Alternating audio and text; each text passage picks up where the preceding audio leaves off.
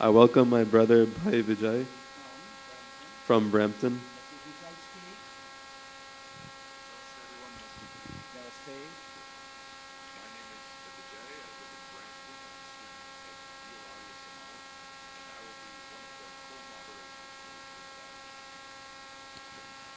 Before not too long, what is here's a question, everybody. What is a youth dialogue and what does it aim at achieving? So today, as many of you know, we're going to be indulging in a youth dialogue. The first word youth meaning younger people, and then dialogue, conversation. So today's youth dialogue will strictly be informing us of academic and systemic problems in society. And some of the topics we'll be covering will involve abortion, teen pregnancy, divorce, wars, suicide, isolationism, domestic violence, influence of social media on kids, cause of increased dropouts, teen smoking, and the impact of drugs on teens.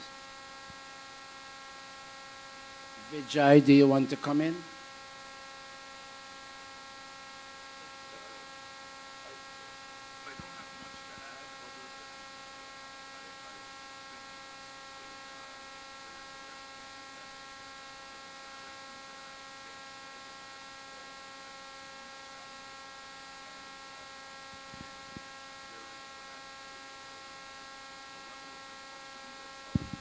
Older generations might not fully understand.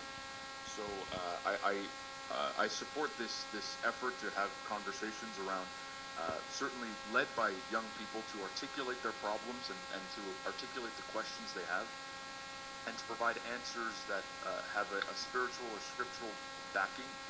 And so I have a few other thoughts as well to share, but I'll turn it over back to Pai Sachinji. All right. Before we go on, our son Kevin has something to say about our streaming and broadcast and transmission. Where are we reaching out to and on which platforms? Namaste, everyone. Currently, we are streaming. Gurji is streaming the service on Zoom. That's how all you guys are responding. The youth dialogue, he's streaming it on Zoom. That's how all you guys are responding to any of the questions during. Yeah, below. But currently, we're also on YouTube and Facebook if you want to watch what's going on for the because the Zoom call is only faced towards Gurji. The YouTube and the Facebook will be directed towards the moderators and towards the audience. So that will be a more wider scope if you want to watch both of them, so that you can respond on the Zoom. You could also respond on the YouTube too. We'll tell Gurji if there's any comments within the. I'm sorry. We'll tell Gurji if there's any comments within the stream, but overall, we're streaming currently on Zoom, YouTube, and Facebook. So you can tune into any one and you can see what's going on. Okay. I'll be passing it back to Gurji now. All right, Kevin, Seiko, can you put a note someplace on Facebook Live that please invite others to join this Facebook Live? And okay, we will read. It's on the YouTube Gurukul page, but we will repost on Facebook Live so that those who don't know or haven't heard about the program can certainly see us on Facebook. That's the easiest place to see us. Now, if the modality will be, if you have a question to ask, you need to come here and you ask a question, or if you have an observation to make, you'll come here, and I'm going to turn my laptop so everybody can see you, and you will use this mic. Don't put it too close because your voice booms. Put it a little bit away so your voice can transfer into the audience at large. All right. Sachin, would you like to open the stage by either asking a question? In fact, let me ask you. Listen, everybody. I have my sister. Listen carefully. I have my sister, not my daughter, my sister, and she has been going to school, and she is in grade 11. And she suddenly developed a pregnancy. Question. should she go for an abortion? Or should she take her mom into confidence? Or her best girlfriend into confidence? Or somebody else at school, the guidance counselor, in confidence? Or should she keep it quiet? Should she go someplace when she's big enough to deliver that baby? Or should she have an abortion? If you think you have something to say on this subject, come here. I'm not going to call you, but when you come here and you get the mic, I will turn the camera, my laptop camera, on you, and you will be featured. Anybody on the other end? Anybody who is watching and participating? Anybody who is watching and participating on Zoom, you can raise your hand. I can see your hand when you raise it this way, and I can allow you to speak. राजकुमार कुछ कहना चाहते हैं आप? ना ना, अब भजन का मौका नहीं है. अब सिर्फ बोलना. This is not a time for bhajan. It's only time to speak. Okay. Anybody wants to speak? Yes. So it's not fully relevant to this particular question, but I just want to provide a bit of level setting before we begin the actual dialogue. First, a few housekeeping things. On the New York end, I have a suspicion that the microphone isn't being transmitting the sound, because when Bhai Sachin ji speaks, it's very echoey. So if individuals in New York can come directly to the laptop when they're speaking, that would be helpful. The second is, can someone on the New York end please make us host so that we can co-host, please? Just so we can mute individuals who are not speaking, because it's interfering with the sound. Hi Sachin, if you can make Sham. Oh, let me make you the co-host. Hold a minute. Hold 1 second. Hold 1 second. Co-host. How do I make co-host here? Make Vijay the co-host. Oh, here he is. But right? Is that where you can make co-host? Yes, I just made you co-host, Vijay. I just made you co-host. Anybody else? Okay. And what was the other thing you said? You said it's echoing? On your end, when other individuals are speaking, it's echoing a little bit. So I think the sound is coming from the laptop. We'll have people come directly to the laptop To speak? Yes, okay. And for now, that will solve that problem. Okay, all right. Now, I asked a question about my pregnant sister. What should she do? Does anyone here want to offer an answer? Okay, Anthony. And is there anyone else? If you want to come here, whoever wants to speak, you come here. No, This is Anthony speaking now. Namaste. I think that the girl should notify her parents and not get an abortion because she's killing an innocent. Say it again. I think the girl should notify her parents and not get an abortion because she's killing an innocent soul, and she knew the consequences of having a child by doing the act. Are you then saying abortion is wrong? Gee, Guruji, you're killing an innocent soul for your wrongdoing. Well, in the United States, you can go back. Anybody else wants to speak, come here. In the United States, this is a hot political question. Half of America, more or less, half of America is pro-abortion and half of America is pro-life. Now, I don't want to fight here, but give your opinion. We have called you here for you to express your opinion fearlessly, but at the same time respectfully.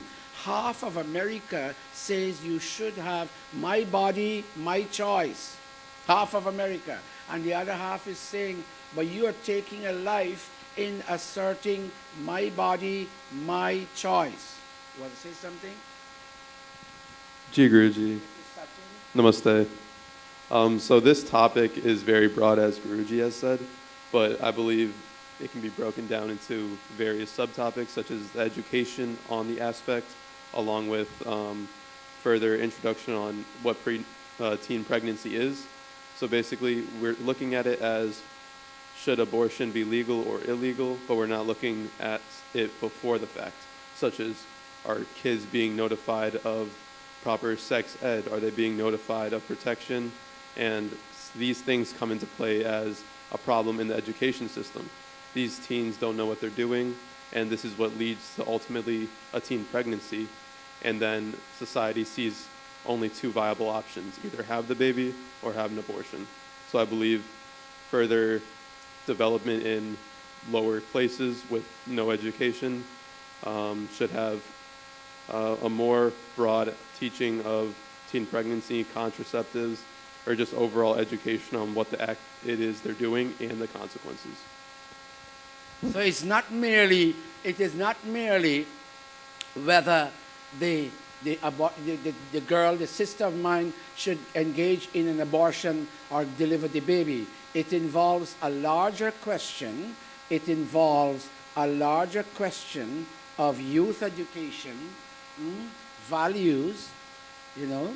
This is where mom and dad come in. That's why we have the parents here. Can you all come closer? This is where mom and dad come in, telling their daughters about what to do and what not to do from a younger age, and also school education. And the point is, you will never end up having to make a decision vis-a-vis having the abortion and not having the abortion if certain measures were put into place before that child reaches that point. Are you here to make a contribution? This is now warming up.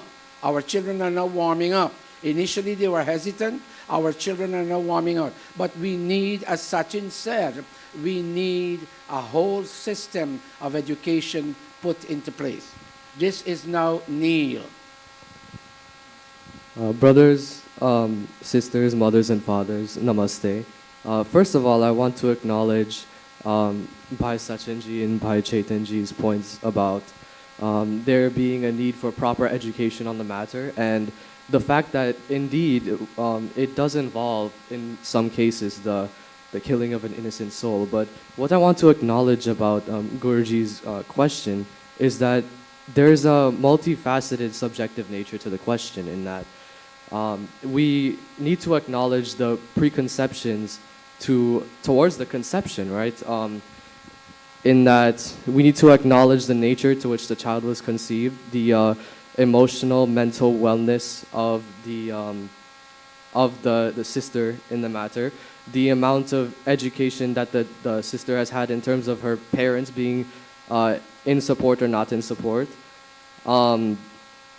and the health, the physical health of the mother all play a role in the nature to which this matter should be handled.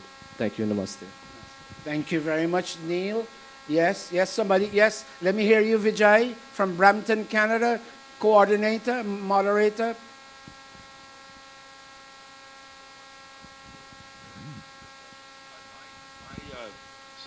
My humble suggestion is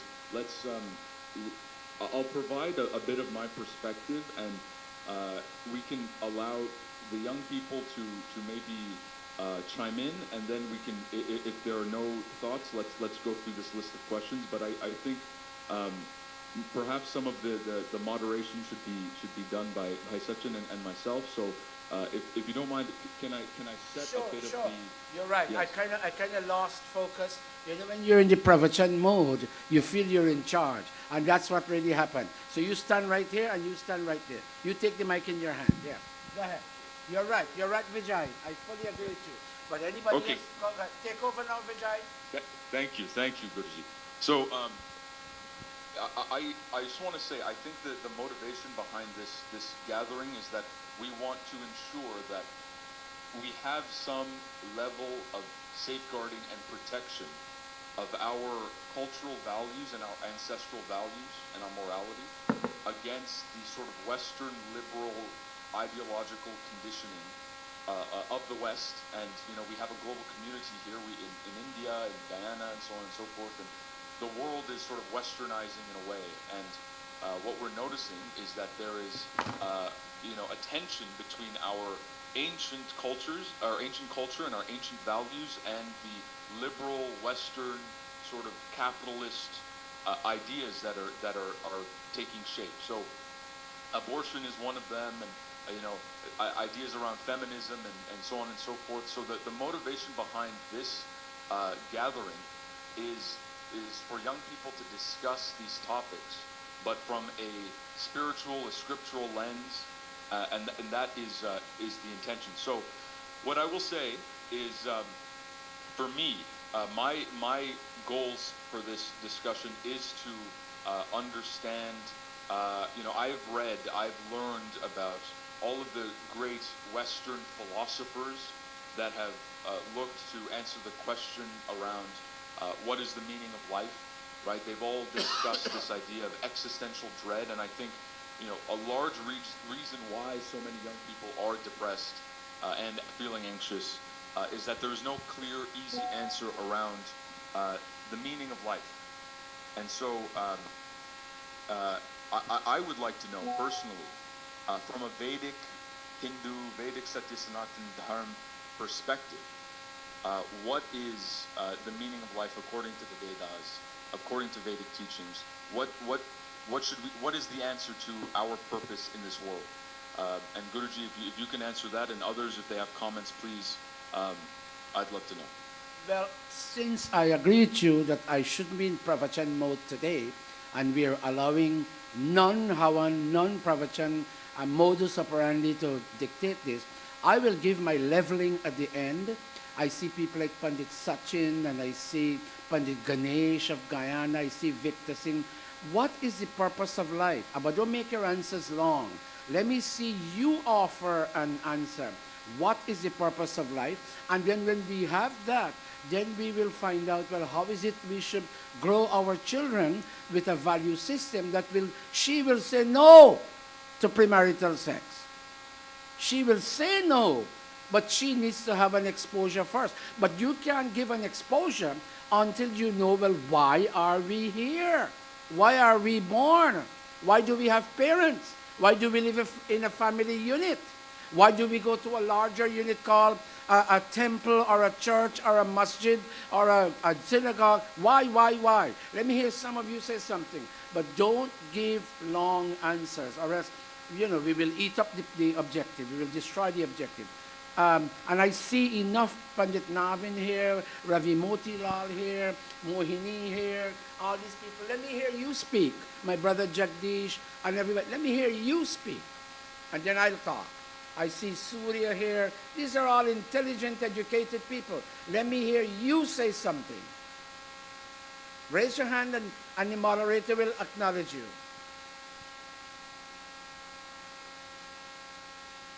Any perspectives about the meaning of life is a big question, I know.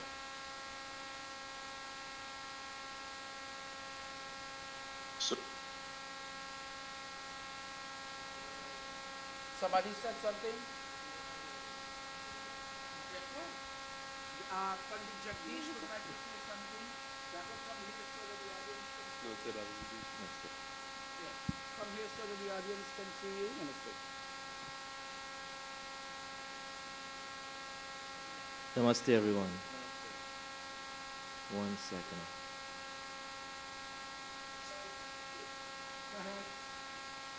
Ready for me? In my estimation, the purpose of life is to gain moksha. And so everything that we do on an everyday life-based basis is to gain moksha. I think we are a karmic society, so we are accountable for every action we perform.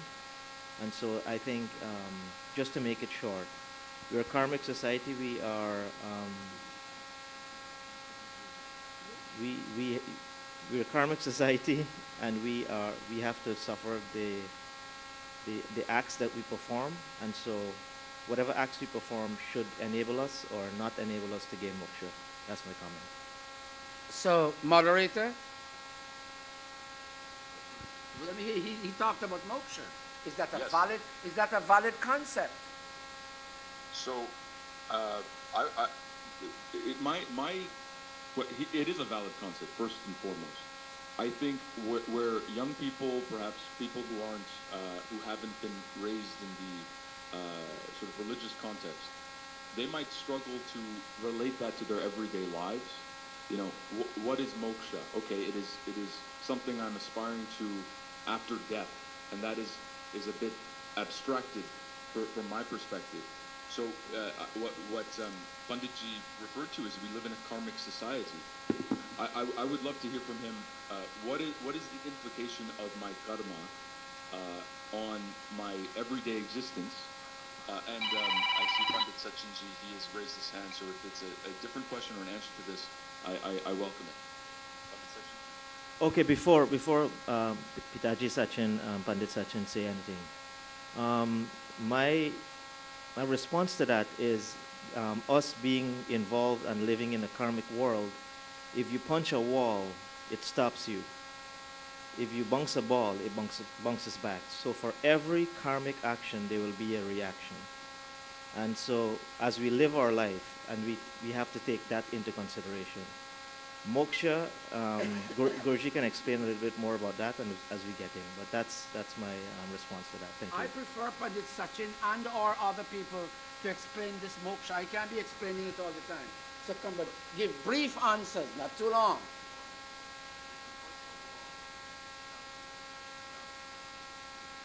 Pandit Sachinji, I believe you're muted, yes. Namaste Guruji and namaste everyone. I do agree with Pandit Jagdish in that the purpose of our life is our actions should bring us closer, as close as possible. So the actions can be divided into two degree of consequential outcomes. Either it brings us closer to moksha, or it takes us farther away. So those are the two things, the two ultimate defining principles of our action. So to get deeper into a little, not too long, but also to explain a little bit further where this concept may be a little bit too abstruse, as our son Vijay ji has mentioned to young people. We have to examine our current social conditioning, how we're socially conditioning, the angst we feel, and what are the primordial, the original causes of this social conditioning, whatever those may be cumulatively, whether it may be the way we've been taught as a society, a karmic disposition that renders totally into this social conditioning, and how do we mitigate these effects to move up with its own momentum? In other words, are there any interceding actions we can take that will take us closer and mitigate the effects of those social conditioning? That is the karmic predispositions, I think. I'm not going to answer for Pandit Jagdish. I think that's what he's mentioning. Our predispositions as we are, karmic predispositions, are consequences of cumulative social conditioning from past and previous births. We have to mitigate those effects to take us closer to moksha. And so we have to live this life totally to its fullest, because that's the paradox of our life. We must live this, face it out, mitigate all the effects of karma, eliminate it to take us closer to moksha in the end. I hope I can answer that effectively. I don't want to be too long. Thank you. Panditji, thank you for that. I have thoughts, but before I comment, I want to pass it over to Ricky Ji and Samila Ji. Do they have a comment about this? Yeah, namaste, son, namaste, Mike. Namaste, church, namaste, everyone here. I have a quick comment, right, in reference to that question, what is the purpose of life? Now, I want to answer this question prior to me taking this way of life that I live now. Prior to me living this way of life, I lived a very negative way of life, so to speak, and that was because of the environment that I was in, the company that I kept. And many of the younger youths today probably can probably connect to what's happening, because we have a lot of other cultures, a lot of other beliefs out there, and a lot of other way of life that people lived at that time, and living in the or what was that? What was a synagogue, or what was a church, or whatever, right? We didn't understand that at that time until our Guruji, our church comes and brings it to us, and we now have access to these tools. So, as a younger youth growing up, it was so hard to understand what was the purpose of life. So that's what I wanted to bring forth to the younger generation today, that there is a purpose. How to find that is what we need to now do, is make that choice. And my choice was to utilize the tools that was given to me. Either that, or I go out there and hang out with my friends and cut school and do all the wrong things in life. So I had that choice. Did I want to make that choice for living today's materialistic world, or did I want to take its kind of spiritual path? So this is what I wanted to kind of bring forth to the younger people. So just to share that with you. Sorry. Ricky, thank you so much. That actually sparks a few other questions in my mind. I think that is extremely valuable, and that makes it very real. And I will I'll turn it over to a few other questions, but I just want to follow up on that. Excuse me, by Vijay, if I could interrupt you for a quick minute. We have another student here who would like to give an opinion or a question. All right, thank you. Namaste once again all. My name is Neil, and I feel that it is important to give some contextualization to the question of the meaning of life, because there are so many younger people, so many children here that do not understand the nature of this question. So some major motivational factors behind actions that promote well-being in life for children and adults are mostly religion related. Upon reading some works from existentialist and absurdist philosophers such as Albert Camus and Kierkegaard, who seek to answer this question, there are some philosophies that state that there are beliefs that there is no meaning, that we have to make our own meaning, or that we should accept the absurd thought that there is no meaning at all. Something significant to acknowledge is that the philosophy that is provided through the Vedas and the Shastras have been proven to increase social, physical, and emotional well-being due to us living indeed in a karmic society, if you will.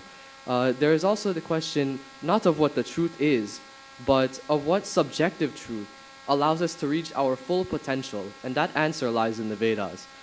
The concept of leading us towards moksha with karmic actions proves to lead us through productivity and contentment in life. Thank you once again. I didn't catch your name. That was by Neil. No? All right. So I want to pick up on that thread, and I want to further contextualize this. So, and this might be an uncomfortable conversation for many, but I'll just say it anyway because I think it's an important conversation to have. But up until very recently, many of us are from Guyana. Many of us come from this country, in this context, and up until very recently, Guyana had the highest suicide rate per capita, and some of the highest rates of alcoholism in the world. And in the West, when I speak to some of my white and black and Chinese coworkers, and I tell them I'm Guyanese, the first thing they think of is chutney and soca and alcohol and rum and all of this stuff. And so when we're talking about karma and Ricky ji mentioned that understanding the right way of life and making a choice about the more spiritual path. My genuine question is, what are the moral, ethical, philosophical implications to indulging in substance abuse and making this choice? How does it take us away from the goal of moksha, right?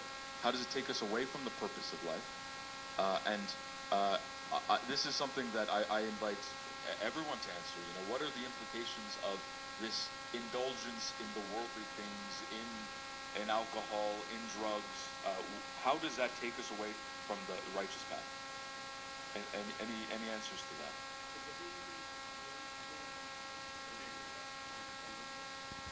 Sorry to interrupt you, by Vijay, but is everyone on Zoom able to hear and hear the answers as well? Raise your hand if you can, please.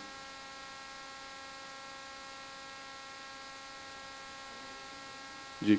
All right, thank you. So any answers to by Vijay's question?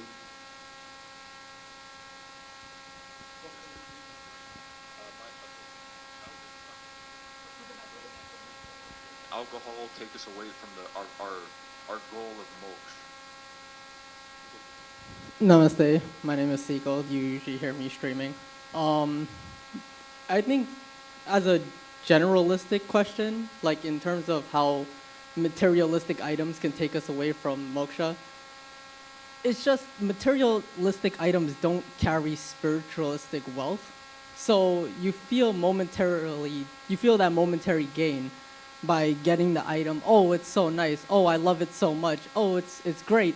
I get this all the time. You buy something, you like it, but you only feel that for what, a day or two, and then what else? It's gone. I come to temple on Sunday. When I miss the Sunday, I feel like the whole week is off because the wealth that I gain from temple comes with me as I leave temple. If I buy something, you don't get that same wealth. You just get it when you're using it or you're getting when you're there with it. It doesn't hold with you. It doesn't carry with you. This is wealth that carries with you. Like, this is something where if I miss temple on Sunday, I feel like my whole week is off. I feel like something is missing from me. You don't get that. If I don't get to buy something, I don't get to buy something, life moves on. This, it feels way more important towards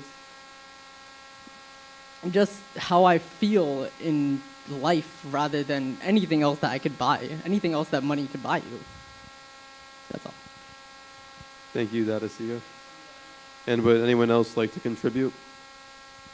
Yes, I believe Lokanan G has raised his hand. You can unmute. Namaste. Namaste. Is everybody hearing me? Yes, we can hear you.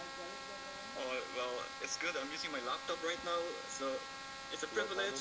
These are very, very important questions. And okay, let me just try to remember the question. Is how does alcohol affect morality? Is that it? Yes, why is indulgence in alcohol and substances, why does that take us away from our goal of moksha? Oh, Lokanan Bechu. Okay, brothers and sisters, before he speaks, this is Lokanan Bechu. He is a devotee of the Hare Krishna movement, ISKCON, and he's currently living in Essequibo, Guyana. I welcome him here, and I'm sitting off the stage, so I don't want to speak. I'm hearing you. Yes. Well, for us to attain moksha, you require focus. You require focus, a sober mind, a mind. If there is alcohol, on the other hand, it will affect that focus, and it will make us, instead of attaining moksha, it will make us focus on going with the flow of material and sensual pleasures. So avoiding alcohol, it will make us sensible to moksha and to be sober, to perceive and to make the connections, and to so that we can attain moksha. Thank you. Thank you. That's a very good answer, Lokananji. Thank you very much for that. Pandit Sachin, you had an answer, and then Kaviraj, and then we have one here in Brampton. An answer, please. Pandit Sachinji. Would it be okay if Kaviraj have spoken before? So I'll speak after. Is that okay? That After is perfectly Kaviraj. fine. Thank you, Thanks. Panditji. Kaviraj? Namaste Guruji, namaste everybody. I would like to make a comment regarding the spiritual versus materialistic happiness. Because I find that in general, people during the Gen Z, people are more likely happy when they have materials that are looking very fancy, rather than finding themselves happiness in the inside mind. Because people do not understand that they don't know how to develop their own internal happiness, which is becoming a little bit which can be very overwhelming to some families, especially parents in parental and child relationship.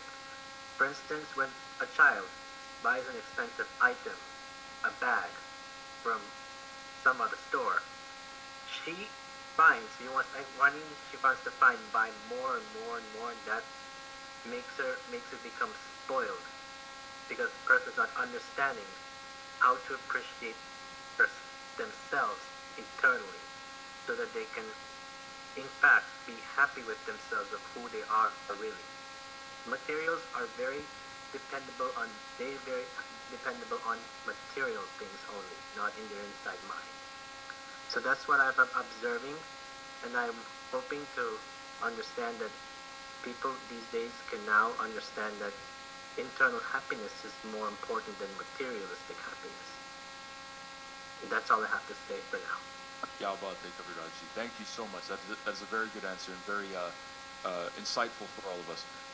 Pandit Sachinji, if you don't mind, I have a friend of mine here from Kolkata, from West Bengal.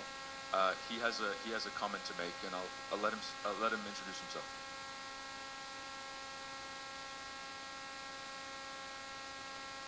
Hello everyone, am I audible? Yeah. So, namaste everyone. Thank you for this opportunity. So I would start by saying to understand how stimulation works for us to go into the depths of this question.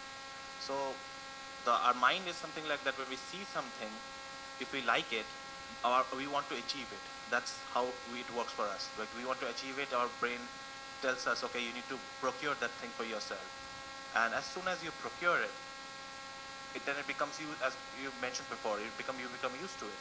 And eventually the next big thing comes on, and then we want to procure it, and then so this incessant cycle of trying to procure the new thing is it takes a lot of focus from your mind. So if you're already stuck in this focus of getting the next big thing, then how can you give some time for yourself to understand, okay, this is not the quest that I'm rightly in.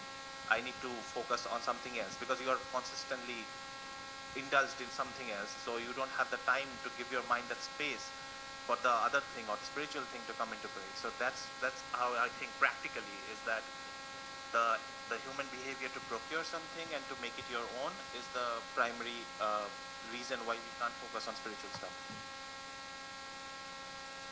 Thank you, Saptak. Thank you for that. Bhai Sachinji, I will ask you, are there individuals in New York that have comments to make? Because we have Pandit Sachin and we have Devin here on Zoom to answer this. Thank you, Bhai Vijay. We do have a student here who would like to offer his opinion.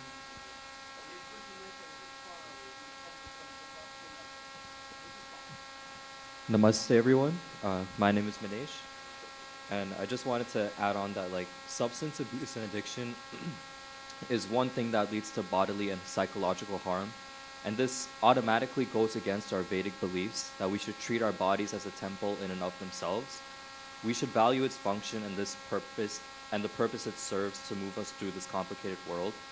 For example, when we go through Sandhya and communicate with God, we engage in Indriya Sparsha, Marjana, and Pranayam, all of which are us asking God to bless the different parts of our body and ensure their proper function. However, it still matters what we are putting into our bodies and the way that we care for them.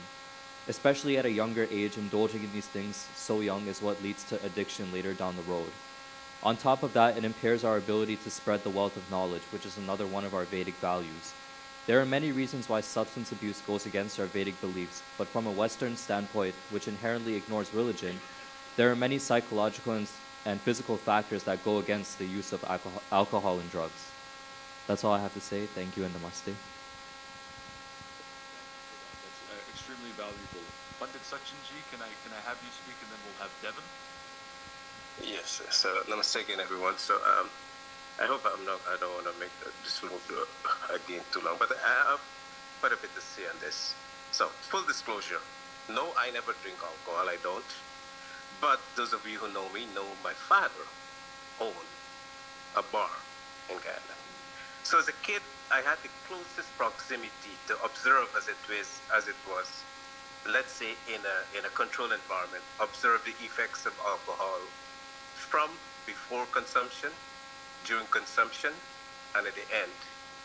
And suffice to say, I developed a strong abhorrence to it, right?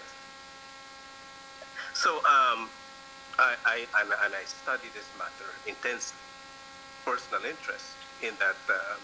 So I'm not declaring myself an expert, but I would say I have more than the average understanding of the effects of alcohol.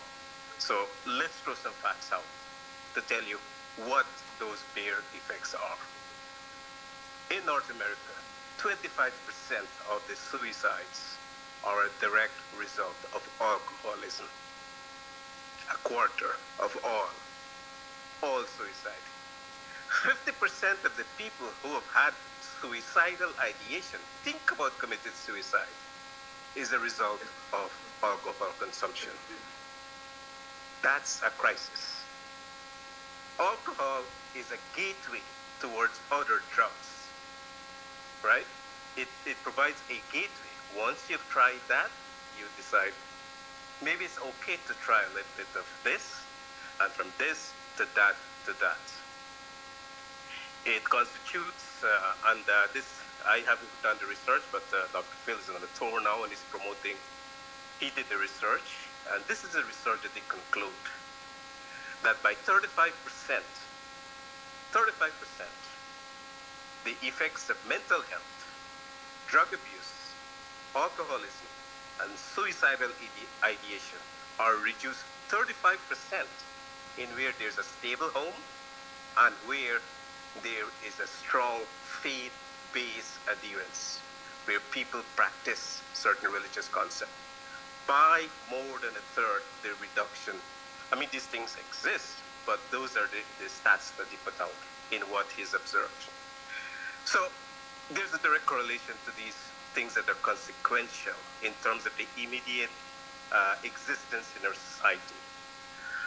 Not to mention the purpose of, that we're speaking in the whole world concept of Vedic Satya Sanatana there.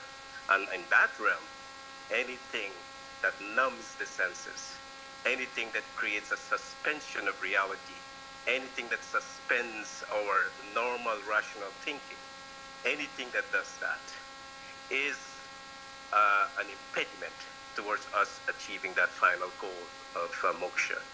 So there are 1,001 reasons why alcohol consumption is an absolute detriment to well-being. We can go on and on, but I'm going to pass this on to someone else. Thank you very much. Pandit Sachin, thank you so much for adding some of the scientific and health-related reasons, in addition to the spiritual reasons why substance abuse is detrimental. So we have a comment in the chat before I move it over to Devin. That you mind just so. Lokanan G says, moksha requires special dedication and focus. Alcohol blunts the austerity required to make the necessary connections and realizations. The cause of alcoholism is the very desire to be God and thus run into the spectrum of failure and frustration. Thank you for that. That's a great comment. Devin Ramutar, who is coming to us from India, can you unmute and share your thoughts? Namaste everyone. Thank you very much for having me as a part of this.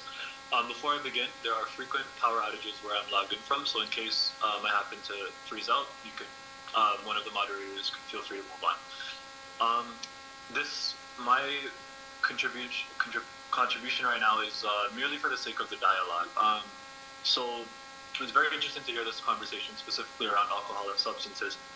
I feel that it's pretty general and common knowledge that it deters us from our focus and our ability to have a sober mind in order to get closer to moksha or to act in accordance to a good and healthy life.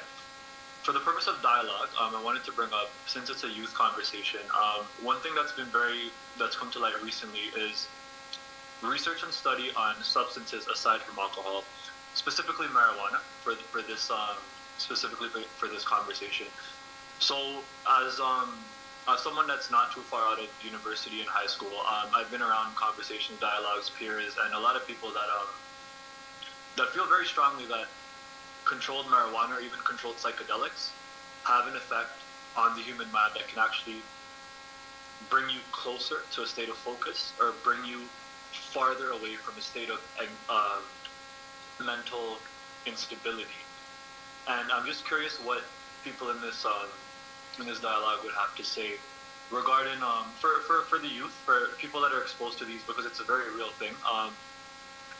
Aside from alcohol, substance use, substance research, and even substance promotion is very heavy in our society nowadays. So I'm just curious what people here would think about that counter argument, or even that revelation in the Western society. That certain substances can, according to their research, in fact, bring you closer to that state of focus, to that state of calmness, can actually put you into what they refer as a Zen state, where you're able to connect to spirituality on a different level, on a higher level, as they say, or even bring you closer to actions of purity in that sense, right? So just for the conversation, just for the sake of dialogue, I wanted to spark that discussion, if that's something people are open to. Thank you, Devin. I think that's a very good question, a very interesting question. There is, I'm from Canada, and Justin Trudeau, our Prime Minister, has legalized marijuana now. There's a lot of industry around pharmaceutical applications of psychoactive drugs and psychedelic drugs and so on and so forth.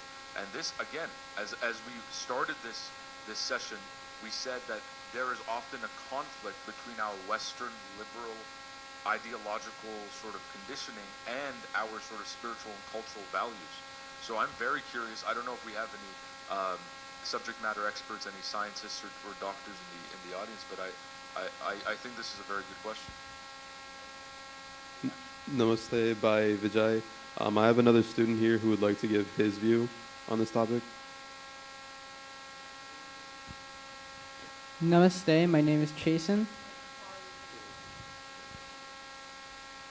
So to answer by Devin's question, before I get into what I wanted my opinion on for like the purpose of life and how it relates to like mental illness and drug abuse in the younger generation society, we've seen, like, for example, of Maharishi trying out hookah, like when other Brahmins were doing it, claiming that it brought them closer to God, when in reality they were just getting high, and as a result of that high, they were seeing illusions and delusions of what they think was a spiritual enlightenment.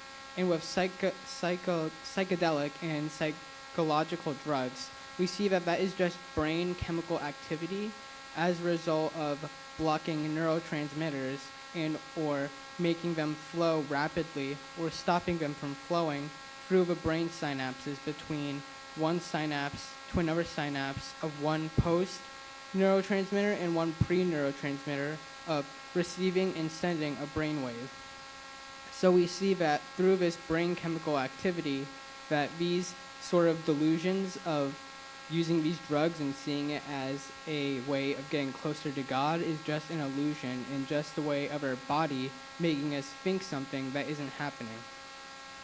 Now, what I wanted to say about my opinion on the purpose of life and how it relates to mental illness and drug abuse, we first have to understand what moksha is, because up to now we've been using the term, but we haven't really defined it.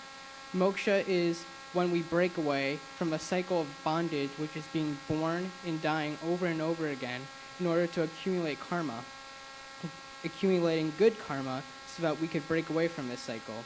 And breaking away from this cycle, which is emancipation or moksha, is when our soul, which is now freed from a body form of being born and dying over and over again, can roam within the endless bliss that is God, as God is omnipresent, and thus our soul is roaming all throughout the cosmos and all throughout the world. And now that we understand what moksha is and how it is our purpose in life to achieve this good karma in order to break the cycle of birth and death, we can see that mental illness and drug abuse is simply a alternative to casting us away from that path. And as a result of casting us away from that path, we are experiencing short-term pleasures which will cause us long-term pain, which will now lead us to experiencing these pains, which will cause us to not want to go on that path of liberation and that path of achieving freedom. That is all I have to say. Thank you.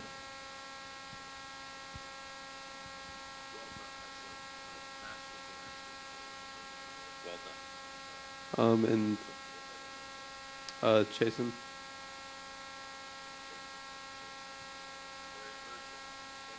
And we also have one more student here who would like to give his opinion, and then I will give it back to you by Vijay. Upon hearing Bhai Chasen's point on the abuse of such substances, I want to make a connection back to Bhai Devanji in India's acknowledgement of the certain medical advantages of THC associated substances. So, from a rudimentary medical aspect, there are some advantages to THC, which is the primary primary altering component of marijuana. And I think what that's doing is that's causing an illusion to the fact that overuse of any substance, including marijuana, outside of a medical or productive setting, is bound to induce aspects that lead us further away from our destination, which is moksha. THC is it's a suppressant of the mind in which it inhibits some signals, like Chasen said, from being transmitted from one neuron to another. Now, what this does in a medical setting is that it provides advantages to certain psychological neurotic activity and things such as cluster headaches, which are a plague of chronic, very severe headaches that occur. But decreasing our association between that and the non-commercial and the commercial use of marijuana, which in the U.S. In some areas has now been legalized, I think that concept is something that is allowing us the illusion that overuse of it is beneficial, right? And even so much as taking my commute to school, I see people on the sidewalk doing this, abusing this substance, and it is important to acknowledge that even things such as fentanyl, if you will, those are used widely in medical practice for treating severe pain. So it isn't a factor of the substance itself, but our responsibility in our overuse of the substance that allows us to impair our thought process and our ability to spread the word of knowledge in the Vedas. Thank you. Very good, very good. So just to summarize these thoughts here, at least the last contribution, in certain medical applications, there are benefits that we can point to, but the problem is when we take it out of the medical application and we start to indulge in it for our own pleasure. That is where the disconnection from our goal of being more spiritual and attaining moksha and racking up good karma and so on and so forth. That's when that sort of engages. I think that's what I gathered from that answer. Okay, I think this is a good place to ask another question. I just want to point out that we are nearing 12:30, and I do want to hand it at some point to Guruji to do some level setting at the end. But I would love to open it up. I have more questions, but I'd love to open it up to anyone else who has another question that we want to cover. Before you take another question, Bhai Vijay, I do have another student here who wants to give his opinion. Namaste, my name is Kisna, and in the Shrishta Krit Ahuti mantras, we hear that you need to enjoy material things with a sense of detachment. So alcohol is something that some people enjoy, but because of alcohol and marijuana's very nature, it is something that can't be enjoyed without being attached to it. Because eventually, if you do it too much, you become too attached to it, and then it harms your ability to attain moksha. Now, it has been proven that some drugs that alter the brain have medical benefits. One of the most commonly used ones being caffeine in coffee has been shown to have multiple, it helps people become more aware, it has heart benefits, but it is still an addictive substance. Now, it is not addictive to the level that alcohol and marijuana are, and alcohol has its medical use as a disinfectant, and certain parts of marijuana are beneficial medically, same with other drugs. But another question to be asked is, do these benefits outweigh the drawbacks that they offer? Thank you. Namaste. Thank you. And now we will move to the next question. Excellent. I just want to point out a comment from Pandit Sachinji that long-term consequences of marijuana use far outweigh the short-term sensations of being high. And I just want to say as well, the last answer, that we cannot enjoy alcohol without developing a deep attachment to it, I think is a very, very good answer and a very good perspective. Thank you. We should move on to another question. Lokananji, do you have an addition to this or a new question? You are on mute.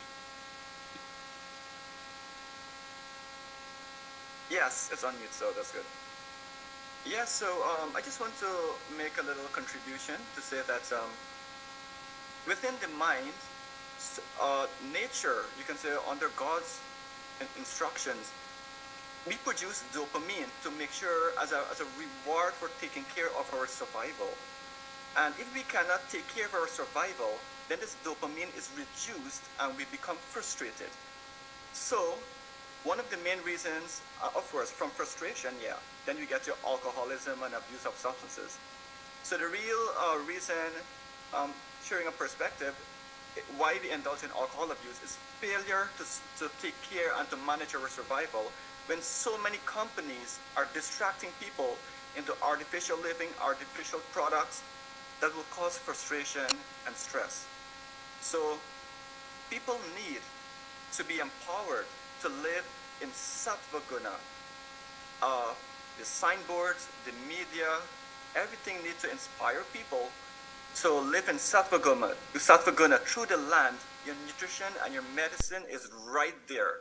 And when people can have control over their survival through this basic food, then dopamine will raise in the brain. That is our natural high from taking care of our survival, and there'll be no need for dopamine, for substance abuse. So my contribution here is that when we do not take care of our survival under God's laws or through sattva guna, then we're going to have to replace that failure, that frustration with alcohol abuse. And the thing is that the roots there is that another thing is that organizations and states will fail to stop it. They will have to go along to legalize it, because when the masses are voting yes, we need to have this, then by democracy, the governments will have to go with the flow. And so I think that foundation of taste of control over survival and that natural satisfaction that you will receive. And from that now, we pray and we establish our spiritual life based on control over the basic survival situation. Thank you so much, Lokananji. That is a very good reminder and a good way to I think put a conclusion on this this question itself. I would love to open this up to others who have questions. In particular, I noticed the Sidnath family has joined us, and not to put anyone on the spot, but I know personally in my conversations with Bhai Prakash, Bhen Miraji, you know, they're young parents, and I personally would love to hear from one of them about what they're thinking about as they raise their children in this world. So I don't know if one of you can unmute if you're in the position to do so, but I would love to hear a perspective from yourself. Namaste, everyone. Thank you, Vijay, for putting us on the spot. Yeah, we are parents of 3 boys now. The eldest about to turn 4, the youngest about to turn 7 months old. Actually, he's 7 months old today. So yeah, it is a tricky road to navigate this day and age with so many external factors bombarding us as a family, bombarding our children.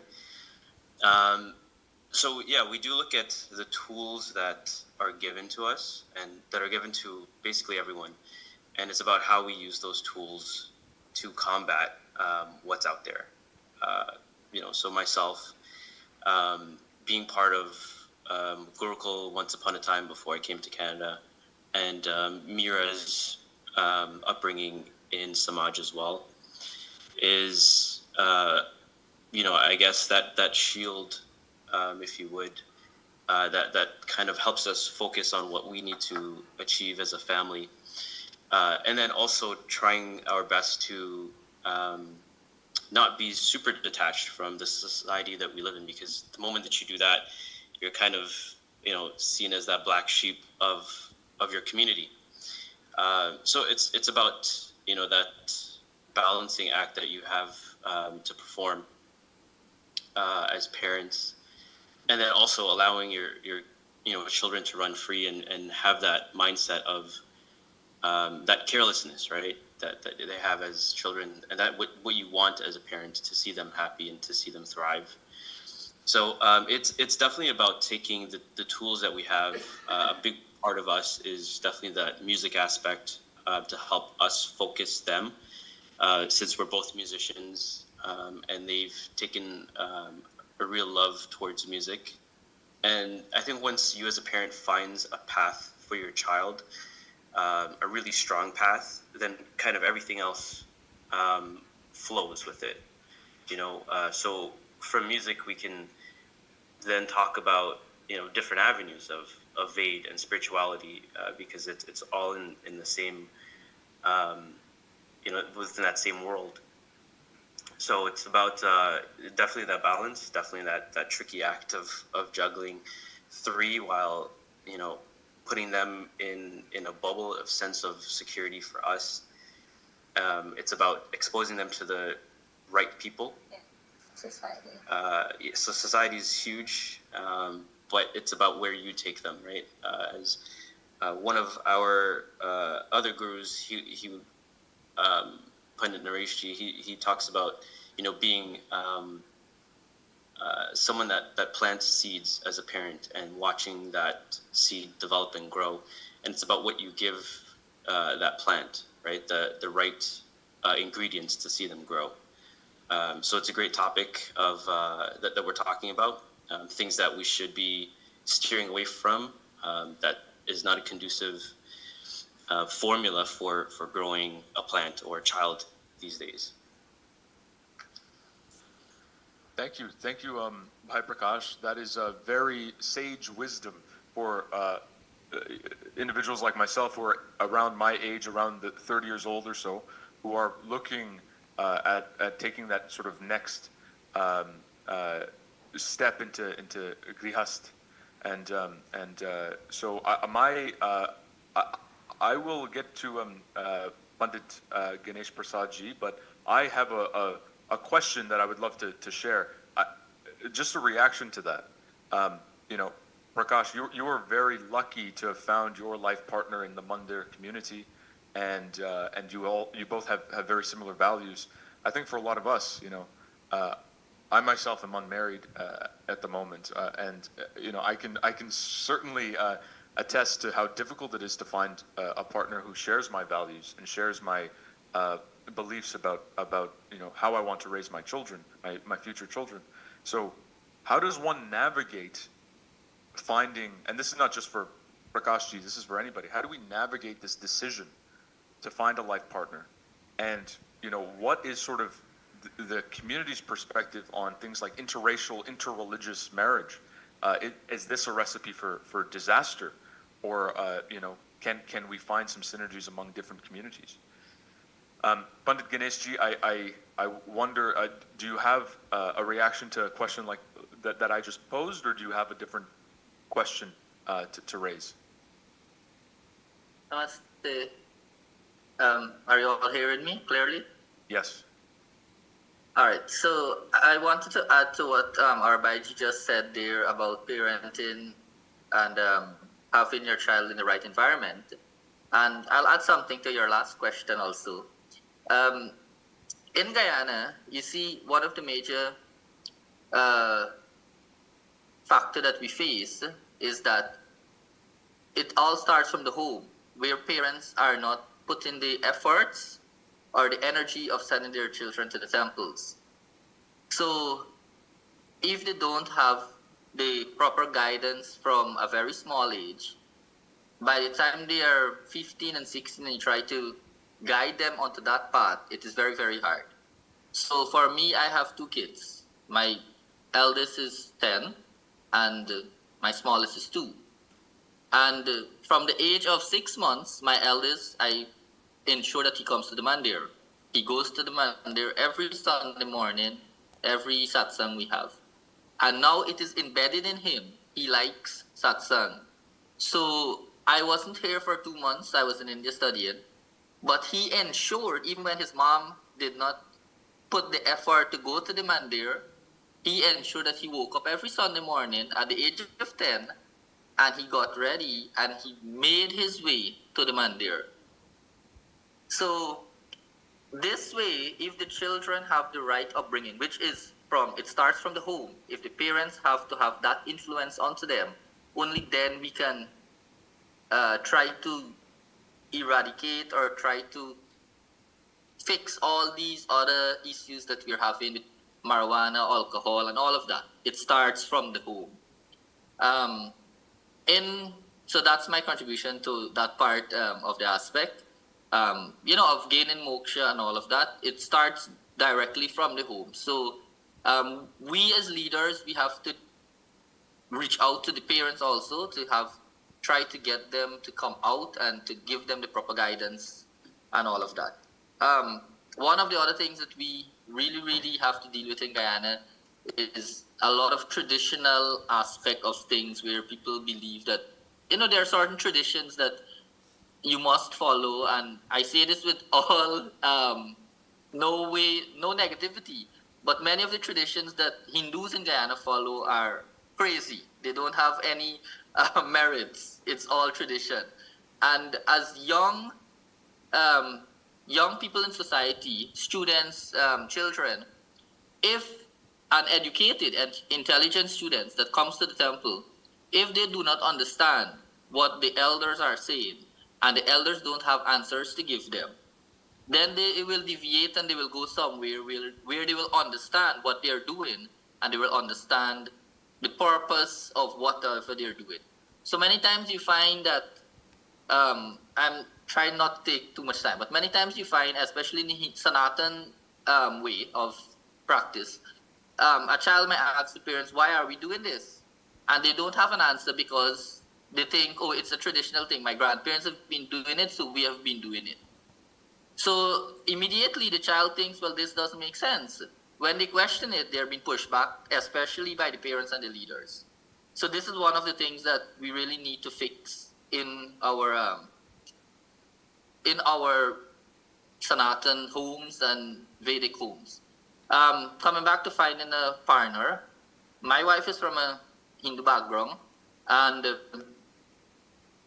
I think Hindus, once you have people coming out, the Hindus and the children coming out to the temple, they can find their own people so that they can marry within their own community. Because when you marry outside of your community, it deviates from your practices, and then you're not sure. So you're not sure whether I want to be a Hindu or I want to be a Muslim, and it impacts the child. And the child eventually, they decide, well, I'm not going to practice anything because my parents are not sure, so I'm not sure what I will do.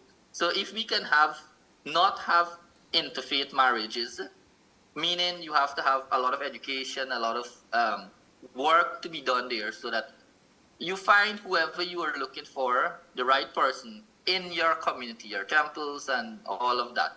Once you can find that, then it will continue your lineage rather than deviate. And because when you deviate, that's when you have all these issues of migration or non-practicing Hindus and all of that. Thank you. Thank you, G. Thank you for that perspective and that certainly the commentary on the context in Guyana. And I have a sense from your answer that interracial, interreligious, intercultural marriage is not ideal. So I want to pass it over to Bhai Prakash Ji to make some space for an answer from him. Thank you, Vijay. Just one quick point as well. I think, looking for a suitable partner these days, everyone will go to their own, social club in a way. So if you're going to go to a bar, a club, that's what you're going to find. If you're going to a mandir, somewhere where there's satsang, there's something of that nature, probably that's what you're going to find. So it's about where your focus is, where your direction is, what you're looking for. One quick thing I do want to mention too in our Mandir space. I believe there's this whole thing with Raksha Bandhan specifically, where we tend to create this environment where we're tying Raksha Bandhan on basically everyone in the Mandir. And where does that leave a mind of a young person growing up? They're like, well, I can't really see that person as a partner. I've tied Rakhi on them for years now. So I think it's kind of a strange thing where it's like we stay within our culture, we stay within our mandir, but it's also causing a confusion in a way where it's like, hey, this person is my bhai, my behen. They're not they're not someone that I would marry. I just wanted to throw that out there as well, to keep it short and brief. But what we should be searching for is exactly what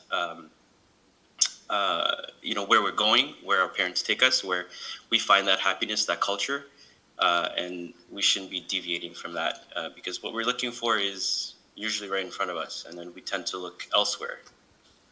I also think, sorry, I just want to add, a key when you're looking at a life partner, or especially with your kids, communication with your kids and kids' communication with their parents. The key is finding the right way to communicate, not coming off too strong, being able to be sensitive, also avoiding yelling, arguing, because those are things that can cause people to shut off and not be able to communicate to get that message across. It's a big challenge for both parents to learn how to communicate to their kids so that they can listen, because if you just yell at them and say, no, this is what it is and that's it, it'll shut them off, because maybe mentally in their head, they're not quite ready to accept that understanding, but it's about the journey of how they're going to get to that understanding and guiding them in that sensitive manner. Thank you both. I think that is an often forgotten element of making a good household, is to have a good relationship with your children, open communication with your children, so that they feel comfortable. I think there's this expectation that parents have to be disciplinarians, they have to be authoritarian.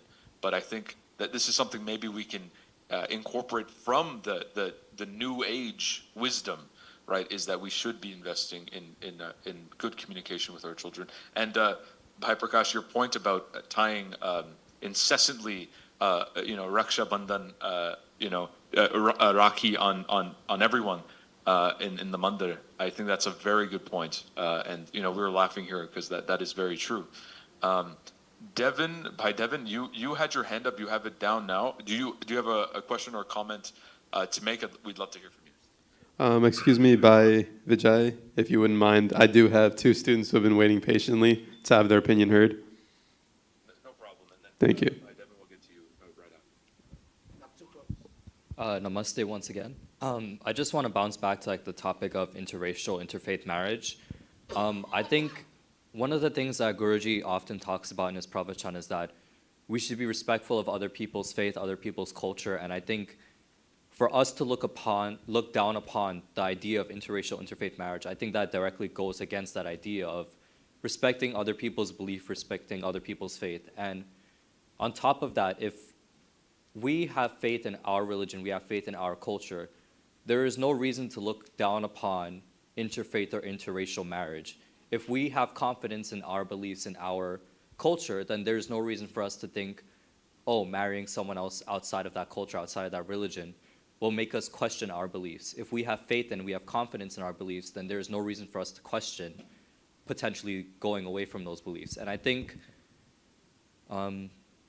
that's just something we should keep in mind. There's no reason to look down upon it. And maybe it's because my upbringing, I was fully born and raised in America. I had no experience being in Guyana. My beliefs are a mix of Western beliefs, but also Hindu and Guyanese beliefs. But that's just my perspective, and I think there's no reason for us to look down upon that. Thank you. And now we will have another student give their opinion.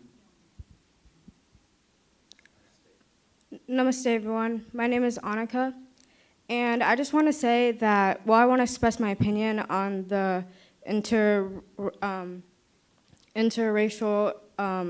marriage and relationships.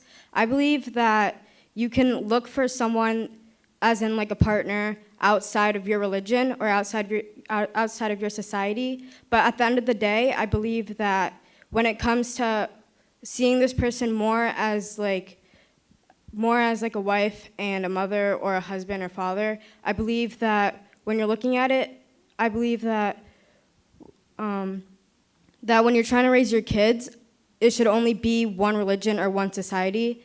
And if you're marrying someone outside of your religion or outside of your society, it's going to get worse in the end, and it's going to get worse as you don't know how to teach your children, and they're going to be hearing two sides of different religions.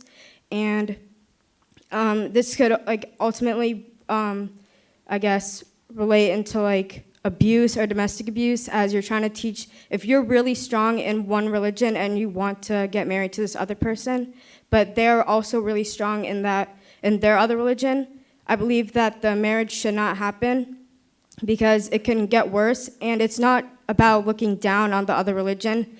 It's about being strong in your own religion and having that faith that God is one, or God, like, this is my God. And when you're getting married to someone, that religion should be instilled in your children, and when you're raising your children, that religion shouldn't be confused, and you shouldn't be teaching your children two different religions, as they will also get confused, and they could grow up and turn atheist, or move away from both of your religions and turn into a different religion, and move away from that, as you weren't able to provide a stable religion or home life for those children. So thank you. Thank you to both the students in New York. So, Mike Devin, we'll hear from you. And then, Excuse me, we still have a few more students who would like to speak. okay, that's fine. Maybe one more, and then we should hear from the others in the Zoom call. We have 2 more students, if that would be fine. Okay, can we please keep it a little bit quick? All right, thank you. Namaste. Once again, I'm Siko. Just to touch upon everything that was spoken about, because it was a lot. I love what Pandit Ganesh said about telling children no. I feel like that's a very big problem within the Caribbean community. This is a youth dialogue. We are supposed to mention very troubling topics. A very big problem that I see a lot of Caribbean parents do, I even see new parents do this, is that they tell their kids no, and they don't tell their kids why it's no. But kids are inherently curious. They're going to question why you say no. If you just say no and you don't give no response for it, they're just going to be like, well, their no holds no merit, exactly what he said. And they're just going to do it anyways, because if you give no response and you're the figure that's supposed to be the all no, obviously you're not going to know everything. It's fair. You can't expect anybody to know everything. But you're still supposed to be that overarching leader in their eyes. You're supposed to tell them it's no, and this is why it's no. There's a reason why I'm trying to protect you. I don't have kids. I'm only 21. I don't have no kids. My brother has 4 kids. I see him raise my nieces. He doesn't shield his kids from life, because if you shield them from life, when they eventually see it, they're not going to know what to do. And I see that so much, and it hurts me so much. They let their kids see life, but at the same time, they tell them their boundaries. They tell them where to stop. And then another thing covering that, so with interracial marriages, it's really hard to have an interracial marriage if you believe in your culture so much, because then what do you put your kids to believe?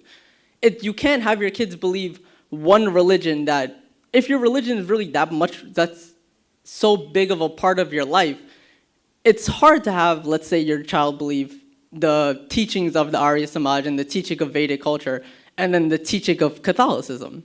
They're both stemmed from completely different places. And then on top of that, if you have your children jumping around from religion to religion, they're not going to know what to believe. And then eventually that leads to burnout, and that leads to a ton of children being either agnostic or even atheist.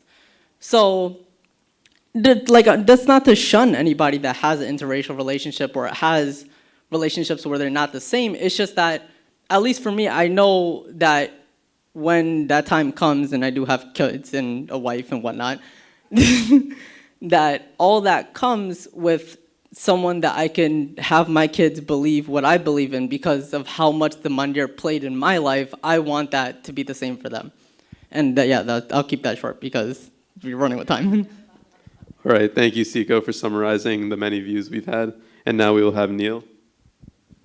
Namaste once again. I understand that we're on a crunch for time here, but like Bhaji Siko said, I also don't have any kids of my own. Surprise, surprise. But to elaborate on his point, upon being raised in an interfaith setting, I can attest to the fact that in my experience, it depends less on the actual faith of the parents, but it depends more on the integrity of the parents and their willingness to communicate properly to the child, right? Because the way I see it, if parents are more authoritarian with their communication of their beliefs, kids have more of a tendency to be curious, to search for other answers to things. And once children tend to search for these other answers, they tend to attach themselves to something aside from what their parents are teaching them. So raising children in a multifaceted religious setting, while also communicating to them that it is important for them to be able to find their own path while recognizing that these beliefs are so important to our parents, I feel like reinforcing their knowledge of the different perspectives is important to their upbringing. Thank you. Thank you, Neil. And now we will go back to you, Vijay. Thank you so much from all the students, the Veers in New York. Shabash, very good, well done. And Virangana, sorry. Bhai Devin, can you, I'll pass it over to you. Yeah, I'll withdraw my question to make space for Pandit Sachin and Lokan and Bhai. No problem.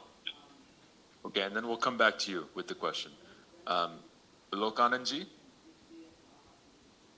All right, so yeah, we just raised up two topics there, and of course, talking about parents and if children, the end justify the means. Why we have to talk? Why communication might fail or why talking might fail, is because if parents are not absorbed in a blissful spiritual mood, a contagious spiritual mood, then the child will not get to see the end result, a blissful end result. And when you have a happy, blissful end result, then the child will focus more. Just like I'm a teacher in school, children are not focusing because when they think about the future, divorce and suicide and all of the things, they get that torn off. So communication and talking will only go a far way if the end result is not guaranteed. So that is why it's very important that our spiritual life, our worship, our services are charged up, are very, very blissful, and that pervades 24/7. So, and of course, we can use so many media, Dr. Satish Prakash, Guruji, so many blissful media to connect ourselves, because when the day comes, we might run out of spiritual juice. But the media now, to have it vibrating in the home through the technology, this will carry on with a spiritual situation that is called the end. So the means of talking and communicating now is facilitated because the children can see the end. So the techniques becomes easy to execute. So in regarding to, that is for children, and regarding the situation of marriage, yes, we have to be like fire. You know, sometimes a girl, we're not finding the behenji, and so we have to be hot so that when we talk to the girl, she transforms and we are on the same level. So when we are cold, it's hard for her to get attraction because she's not finding that joy, and so when she does not find that joy and that control over our spiritual and survival life, then she gets torn off. So this is a natural reaction, women, and also from the men's perspective, but especially from the women's perspective, they want to see a man who takes care of survival. Basically, this is our DNA, and so a woman, if a man fails, a woman will not have faith. She will get torn off. And when she gets torn off, now she will start to nag. If she still marry or so on, she will start to nag. And when men perceive that, they don't like that. So that's where marriages fail. That's why there is like interracial and homosexual situations and so on. All because we fail to take control over our spiritual and consequently our material lives. And we surrender to all kind of mundane qualifications and the science of communication, the science of talking, and how to make facial expressions. All of these things will fail if there's no substance to support it, of loving and serving, surrendering to God and living off His mercy and blessings. I hope it makes sense. Thank you, G. Yes, makes sense. Thank you so much for that. Pandit Sachin Ji, I'd love to hear from you. Yes, thank you. Sorry again for interjecting here. With regards to, well, I'm not married, but I'm served enough and understand enough in our societal surroundings that I think I can offer 2 cents. An important factor in consideration of marriage. I am bewildered as to how the heart functions in the most craziest way. So that I can explain. And of course, that trumps all rational thinking. Notwithstanding those factors, an important consideration is this. Based on your upbringing, based on the fundamental principles that you follow, if you venture into marriage, let's give an answer, you're a female. Are you an equal partner in terms of the theological differences that you're trying to embrace when you go into a marriage? Are you prepared at that point in time to abrogate those fundamental premises as a female, where the religious texts advise you that you're equal partner, equal standing? Are you prepared now to take a step back, where those rights are abrogated, where you're forced to take a second step backwards? You stand behind, and in a lot of cases subjugated, and it's doctrinally accepted. So we're not here advocating that you disrespect another person's religion. I, as an objective, equal observer in society, is going to respect everyone.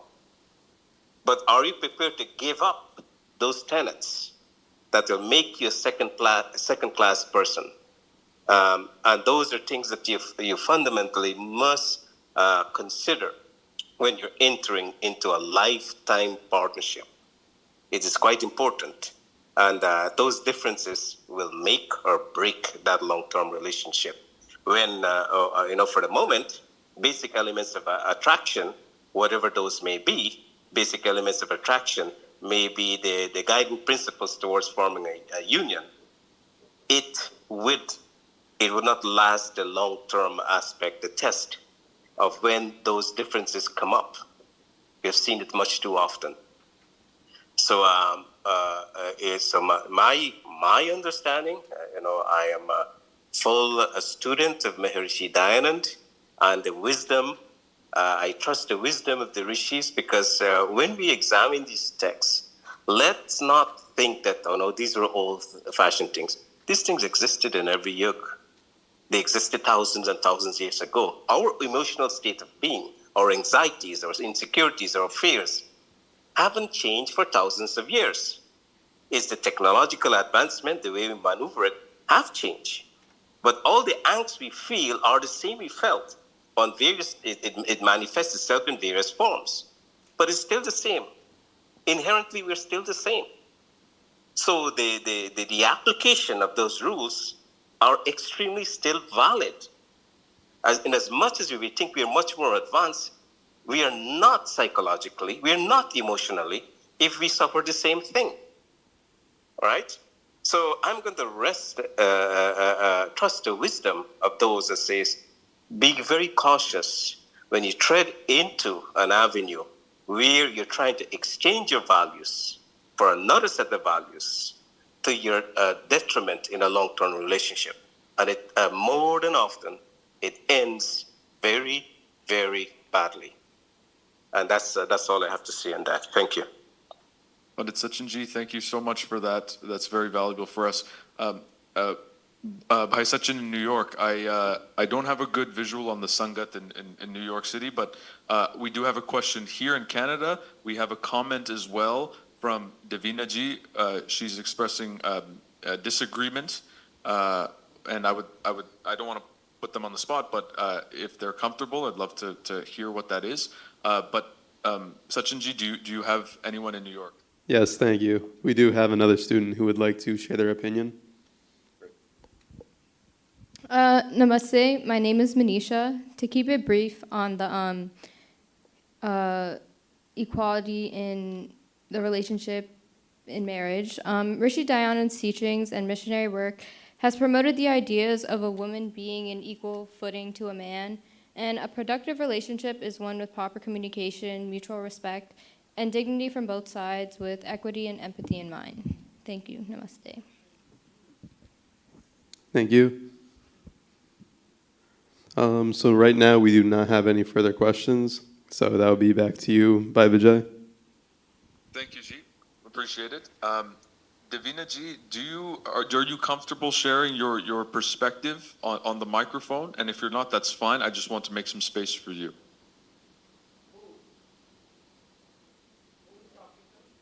Davina.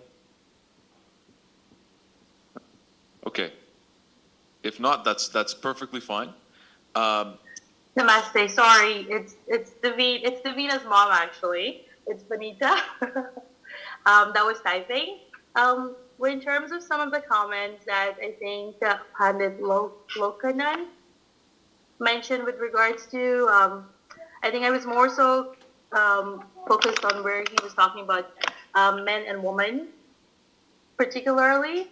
I just have some disagreement when it comes to, I might have misread, I might have misinterpreted what he was trying to say to you as well, so do forgive me if that's the case, whereby men actually set the stage for women to follow. I don't think in today's society that's what it is. Women and men both have an equal right to agree upon whatever they need to agree on to make it work. So I might have misread or miscommunicated or misunderstood what he said, but I just want to clarify that. Okay. Thank you. Thank you for that. Now, if I'm not forgetting anyone, I want to pass it over to someone here in Brampton to share some commentary. Namaste, everybody. My name is Mohini. So I must say that I'm really, really enjoying this session. Topics like alcoholism, substance abuse, karma, moksha, raising children, finding a life partner who share your value system, interracial and interfaith marriages. These are everyday issues that all of us face. And sometimes parents bury their heads and they don't face these issues or address them with their kids. So I must say, there were a few digs at Gen Z, and I would like to ask those people who made those comments to please withdraw, because my observation today is that the Gen Zs, their response and their participation in this discussion is exemplary. So it goes back to basic, and some of us have already said that. It depends on what we are taught at home. Charity begins at home. If we do not start it, if the parents do not do it, don't expect the children to know. So what we are seeing here, the Gen Zs that we have seen on the stage today, that's a reflection of the upbringing that they have received. And if you bring up your children right, then you should not have any fear of alcoholism, substance abuse, or raising kids who will be set straight. So parents, listen to your kids, draw inspirations from them. And like Jumeirah and her husband, they said, be able to answer the question. When you say no, be aware of how you're communicating that no. Don't let that no become a closed door, but let that no become a way to open up conversation and communication. That's my observation. Thank you. Thank you, Auntie Mohini. Okay, so I recognize that Devin had a question. I want to open up the floor to him. If it's still of interest to ask the question, I'll pass it over to you. Sure, Vijay. Namaste again. It's actually in reference to your comment, Vijay, about potential partners being interracial, interreligious. Something that came to mind actually when you mentioned that. So I can see that, at least I sense, I interpret that we're referring to, in the context of the convo, interracial relationships or interreligious. My question is actually specifically in regards to compatibility and the ability to coexist with the opinions of everyone here between an Arya Samaj upbringing and an upbringing of Sanatan Dharma. I'm not sure if I speak for anyone, but I know myself as a 25-year-old male in the West Indian community, most potential partners that gravitate towards me and potential partners I gravitate towards do belong to Sanatan Dharma. And it's something that's crossed my mind as just the potential to possibly coexist without sacrificing one's belief. And the reason I'm just saying it in that way is because I actually come from a household where my mom was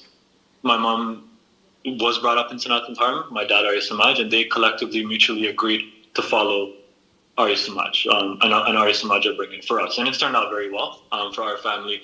However, at least where I am currently, I would not be comfortable asking a potential partner to do the same, just out of respect to their beliefs, their upbringing, and what they hold dear to them as well. Because I know how important it is to me, my upbringing, and I would just naturally mutually respect the same. So I guess it's just for the sake of dialogue as well. But I'm curious what we think about, and obviously there's fundamental differences, but I feel like we're a little closer tied than it would be Arya Samaj to Christianity or other religions. So I'm just curious what people would have to say or comment on the potential to coexist without sacrificing and compromising or trying to force one to withdraw and give up what they have been brought up in. Just thoughts on possibly coexisting and not compromising. Thank you, Devin. That's a very good question and something I'm curious about the answer to. Lokananji, I know you had your hand up from the previous moment, and I just wanted to check. Do you have a reaction to that question?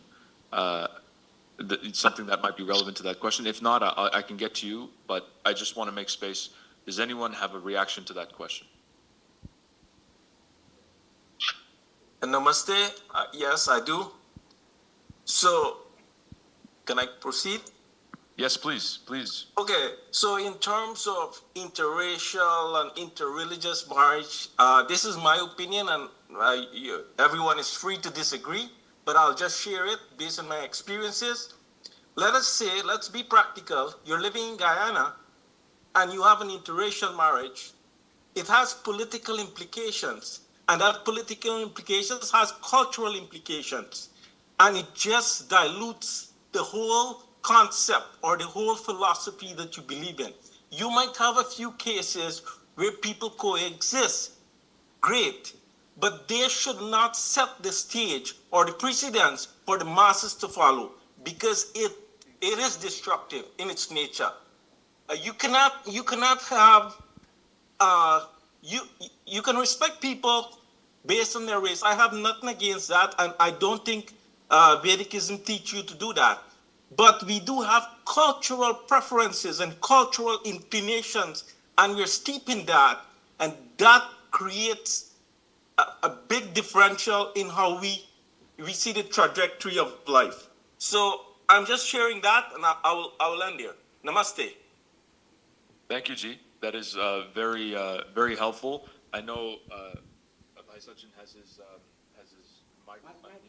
But I just want to make one reaction to that. I want to share one reaction. To return to Devin's, Devin's original question, it is a very interesting question precisely because the Arya Samaj community is small. And in the Western context, the closest or adjacent community, faith community, that are potential partners is, Sanatan is a massive term, and that encompasses a lot of different groups within it. It's not a monolith.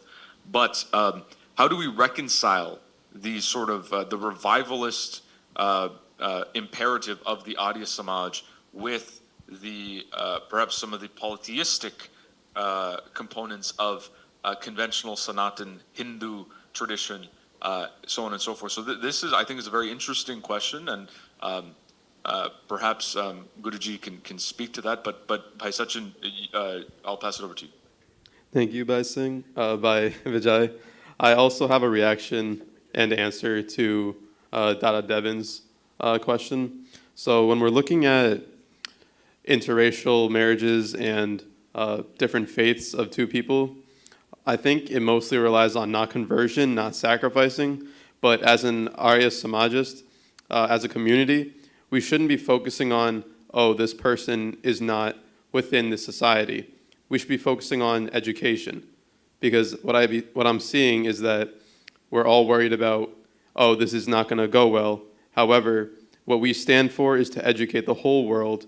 So how come we can't relay this to the person with an opposite viewpoint, their own religion? What many people in other societies and other religions do, they don't look at someone's religion and think they're not suitable. In those religions, they reach out to other people who have their own beliefs and just give their own remarks, their own ideas, and their own philosophies. And this just simply gets other people thinking. It's not really a sort of bombardment on their beliefs.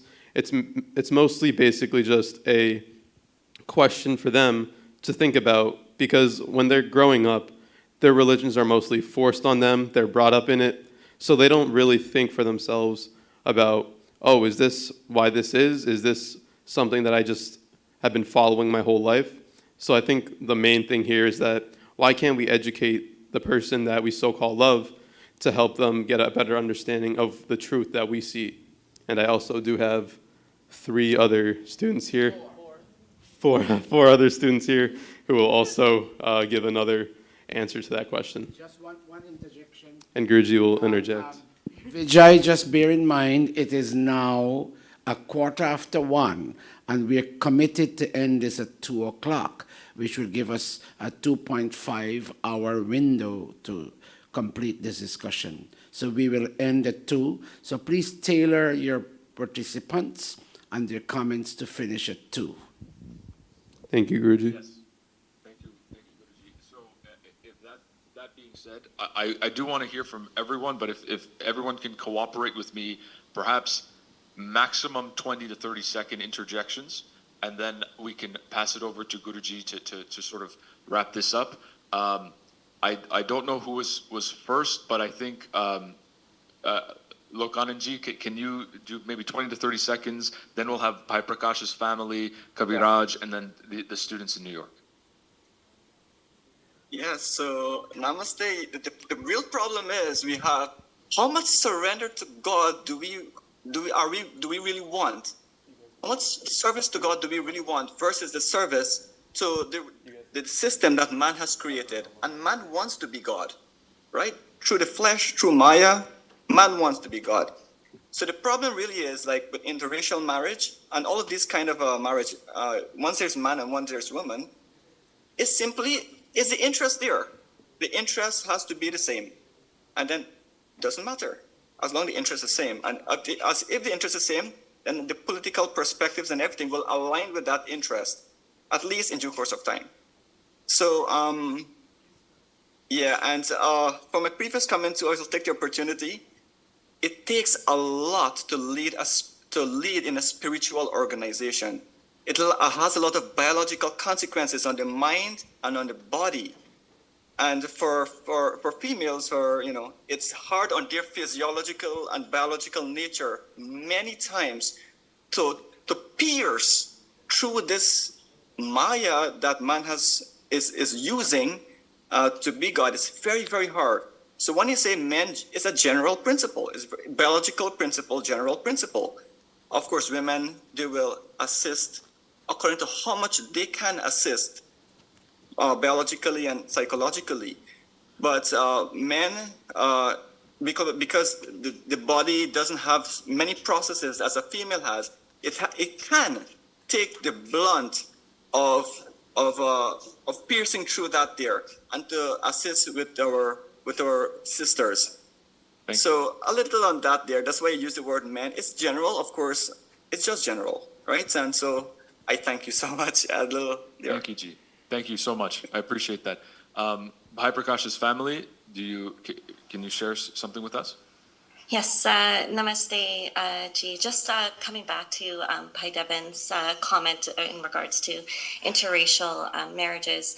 This is something in the society that is becoming more and more common, and I appreciate all the other comments from the other younger youths, especially from Gurukul.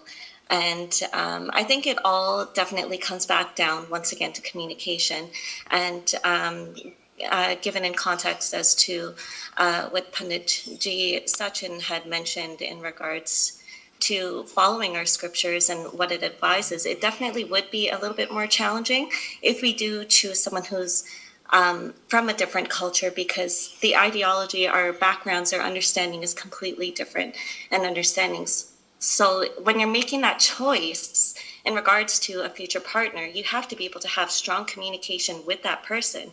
And it is a very important conversation to have with that person about how will your household function? How will you raise your children? These are important conversations to have, and see if that is something you are okay with, because it depends on how strong you are with what you believe as well too. So I think it all comes back down to communication with that person that you are selecting, the same way how you have to know how you're communicating with your kids. Everybody is, they're going to be facing many different challenges. So it's about the communication and helping come to one conclusion, two people coming into one conclusion to say, this is what we want. Thank you. Thank you, Behin Mira. Thank you so much. Vijay, 1 minute. Vijay, 1 minute. There's a feeling here that the discussions are great, but we are moving away from the youth participation. I have quite a few young people here, and they also want, Taj was the first person to say, well, you know, when are we going to get a chance to speak? You got Akash, let me see, you got Manisha, and all these other, Dishan, everybody. They want to also say something.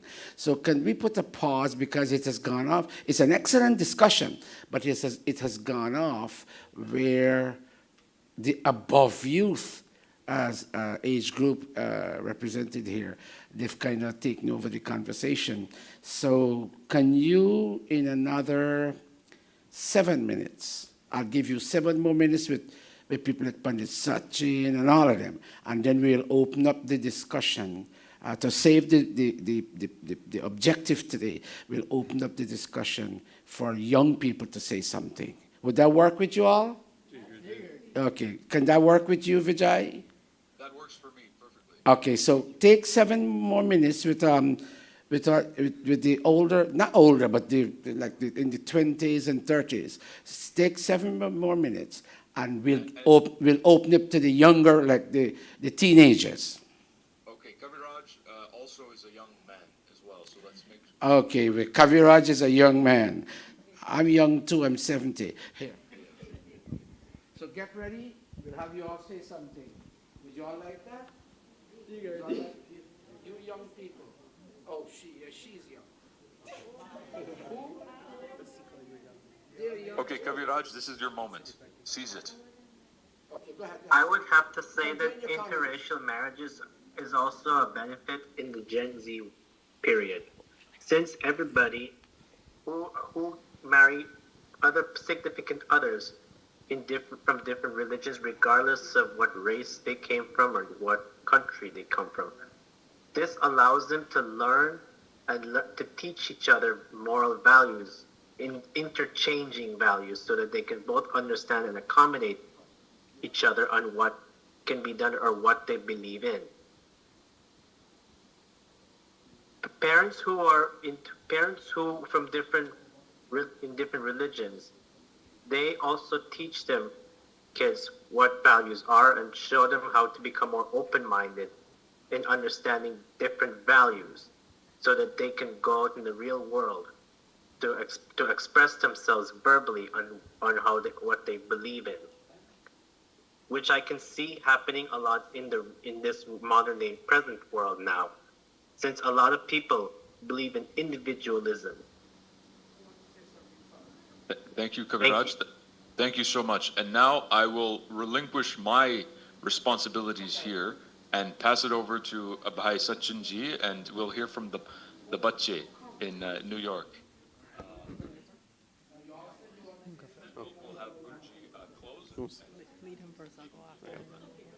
Thank you again, Bhai Vijay, for letting the youths go. Namaste, my name is Kisna. Back to the topic of interracial marriages between Sanatan people and Arya Samaj people. So everybody who believes in a religion, whether that's Christianity or Islam or Hinduism, believes what they believe because they believe what they think is right.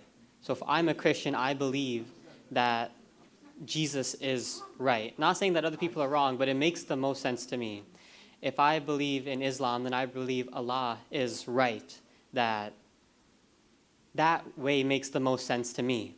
So when you have two very strong religious people, one Arya Samaj and one Sanatan, that are trying to coexist in a marriage, if they're both very strong and they both believe what they, if they both believe in what they believe and believe that it is right, that it makes the most sense. There has to be some sacrifice made in order for them to coexist without them running over each other and objectifying each other's beliefs, saying that each other is wrong. Now, I have, not firsthand, but I have seen that my Aji was raised Arya Samaj, who then married my Aja, who was Sanatan, who then, she sacrificed and they raised their children Sanatan. Now, because of the circumstances of the time, in the 1970s, there wasn't a huge Hindu presence in America, especially in New Jersey. So that background wasn't really there to provide them with all the resources that there was today. So consequently, my father isn't as religious. Now, when my mother, who was raised profoundly Arya Samaj, and my father, who was raised Sanatan but didn't really follow it as he got older, they sacrificed, my father sacrificed, and then they decided to raise their children Arya Samaj. Now, since then, my Aji, who used to, well, after the many years she married my Aji, she practiced Sanatan way. She has come back a little bit to start practicing Arya Samaj the way she was raised, and it has given her a way to express what she learned when she was a child. So all the marriages worked out well because there was sacrifices made on both parts to do what was best for the kids. Thank you. Namaste. Namaste. All right. So Vijay, are you ready now to take a few? Are you ready now to take a few inputs from our so-called teenage children? Can you take that? Sorry, Vijay has just taken a bathroom break. Okay. He should be back shortly. So can we ask our younger children to make inputs? Younger people in New York. We don't have younger in Toronto. Well, y'all don't have young people in Canada? No, we have it in New York only. Only. Come. Okay, step aside. I'll give you a chance. Come here. Come. You spoke. You come here. You ready to speak? You ready to speak? Come on. Before I talk, I just want to say some prior knowledge. Religion is like man-made, so we shouldn't let that divide us on who we want to love. And if we do find someone outside of our belief system that believes in another religion, we should talk to them about what we believe in and what they believe in, and show them. There's a book called The Satyat Prakash, and that explains multiple religions and how they have flaws, and how the Arya Samaj is the one true religion.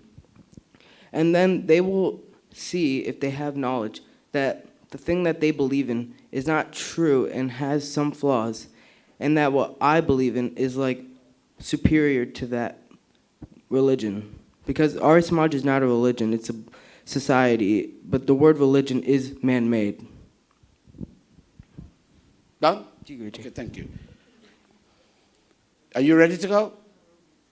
Who's ready to go? Sarika, Malika, you ready to go? Aishwarya, you ready to go?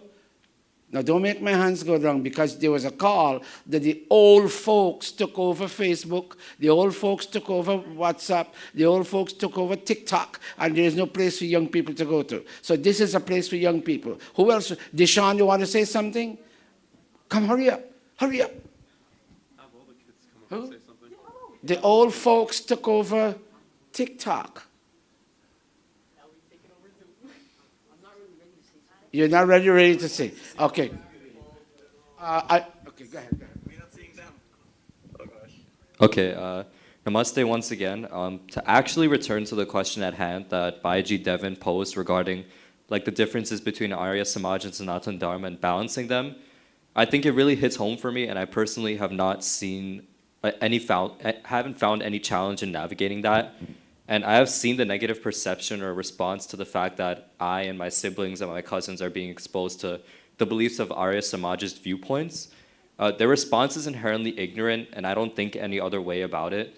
Like I was brought up in a Sanatan Dharma background, but currently I primarily attend the Arya Samaj temple. I attend Gurukula, and I have navigated both of those realms, and I have seen the multitude of similarities between them, because I've always been open to the difference between them. I didn't sacrifice either of them. My mom didn't sacrifice either of them.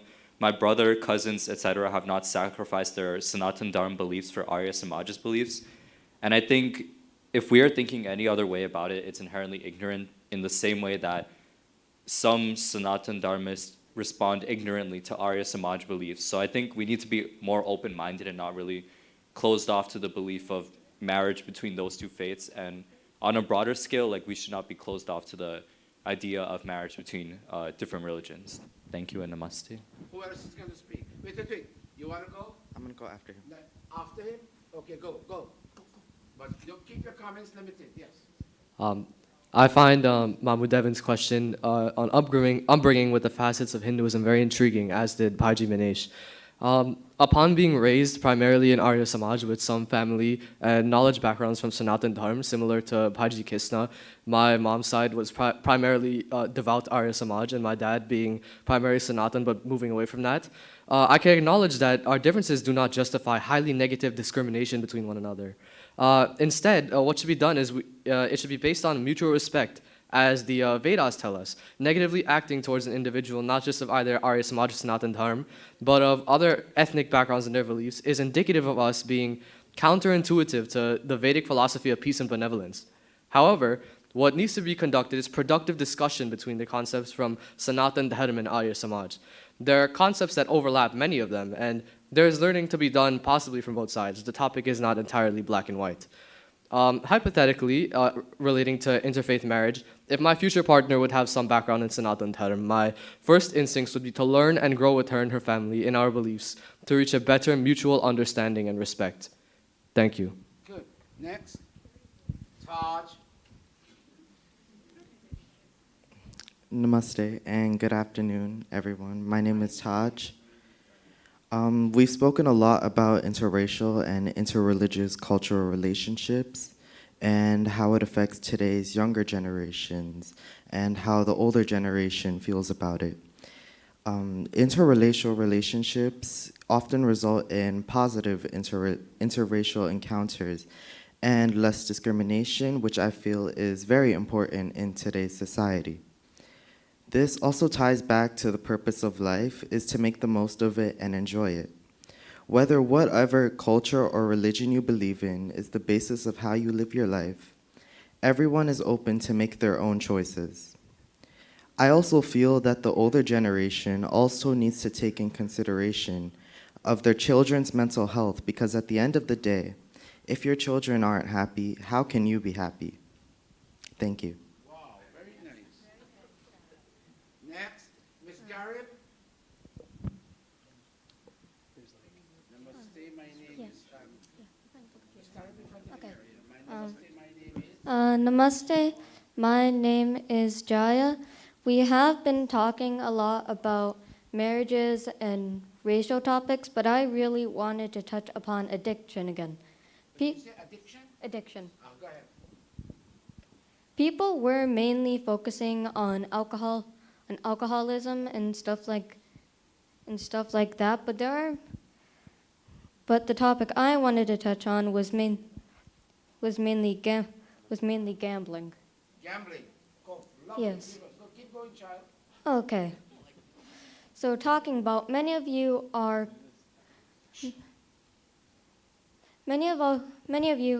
should be familiarized with Nevada or its most popular spot, or at least the broadcasted version, Las Vegas. That is seen as like a hub for gambling, but really you can find them everywhere. Some of these are even being directed at children no less than 9. Listen to her. Go back. Make that statement again. As I was talking about, Las Vegas or the comic-sized version, is known as the hub for gambling, but sometimes, due to greedy people, one of the main fires talked about in the psychology version, I'm blanking on the name, but the book about prayers Guruji wrote, it's one of the 5 fires that can actually stop us from reaching liberation where we want to go. So, these are disguised, and I'm sure all of you are familiarized in games and such. Some of these are gambling directed to adults. It's programmed so that you cannot win.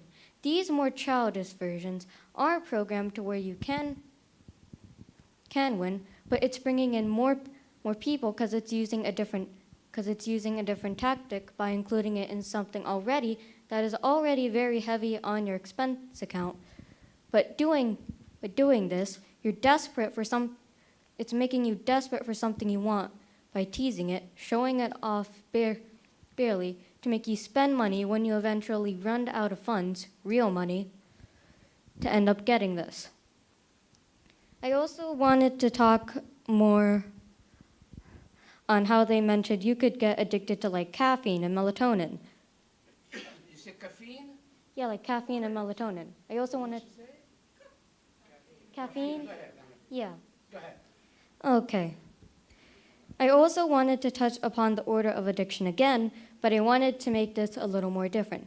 Some people who are more eveningized persons may rely on caffeine to get awake. As they said, caffeine can be addictive, but a more clear version of this is melatonin. Go ahead, you're hearing Yeah. Go ahead.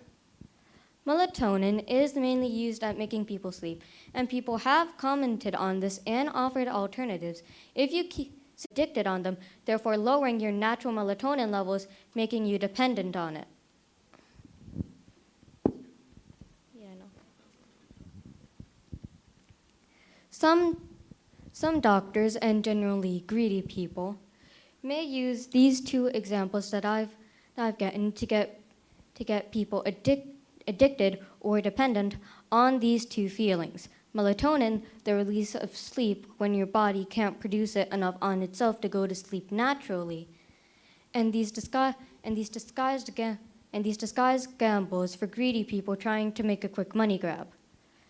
Many people, mainly uneducated people on these topics, like I said, some of these gambles are made for young children. No, it's... shoot, I'm blanking on the words. That's it, child? Um, Or you have anything else? I do. Like I said before, these uneducated peoples are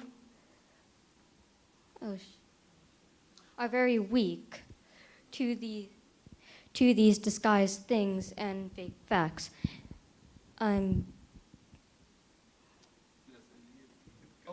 Yeah, it is important to educate yourself on these things. I can't really think of an ending, but please accept us.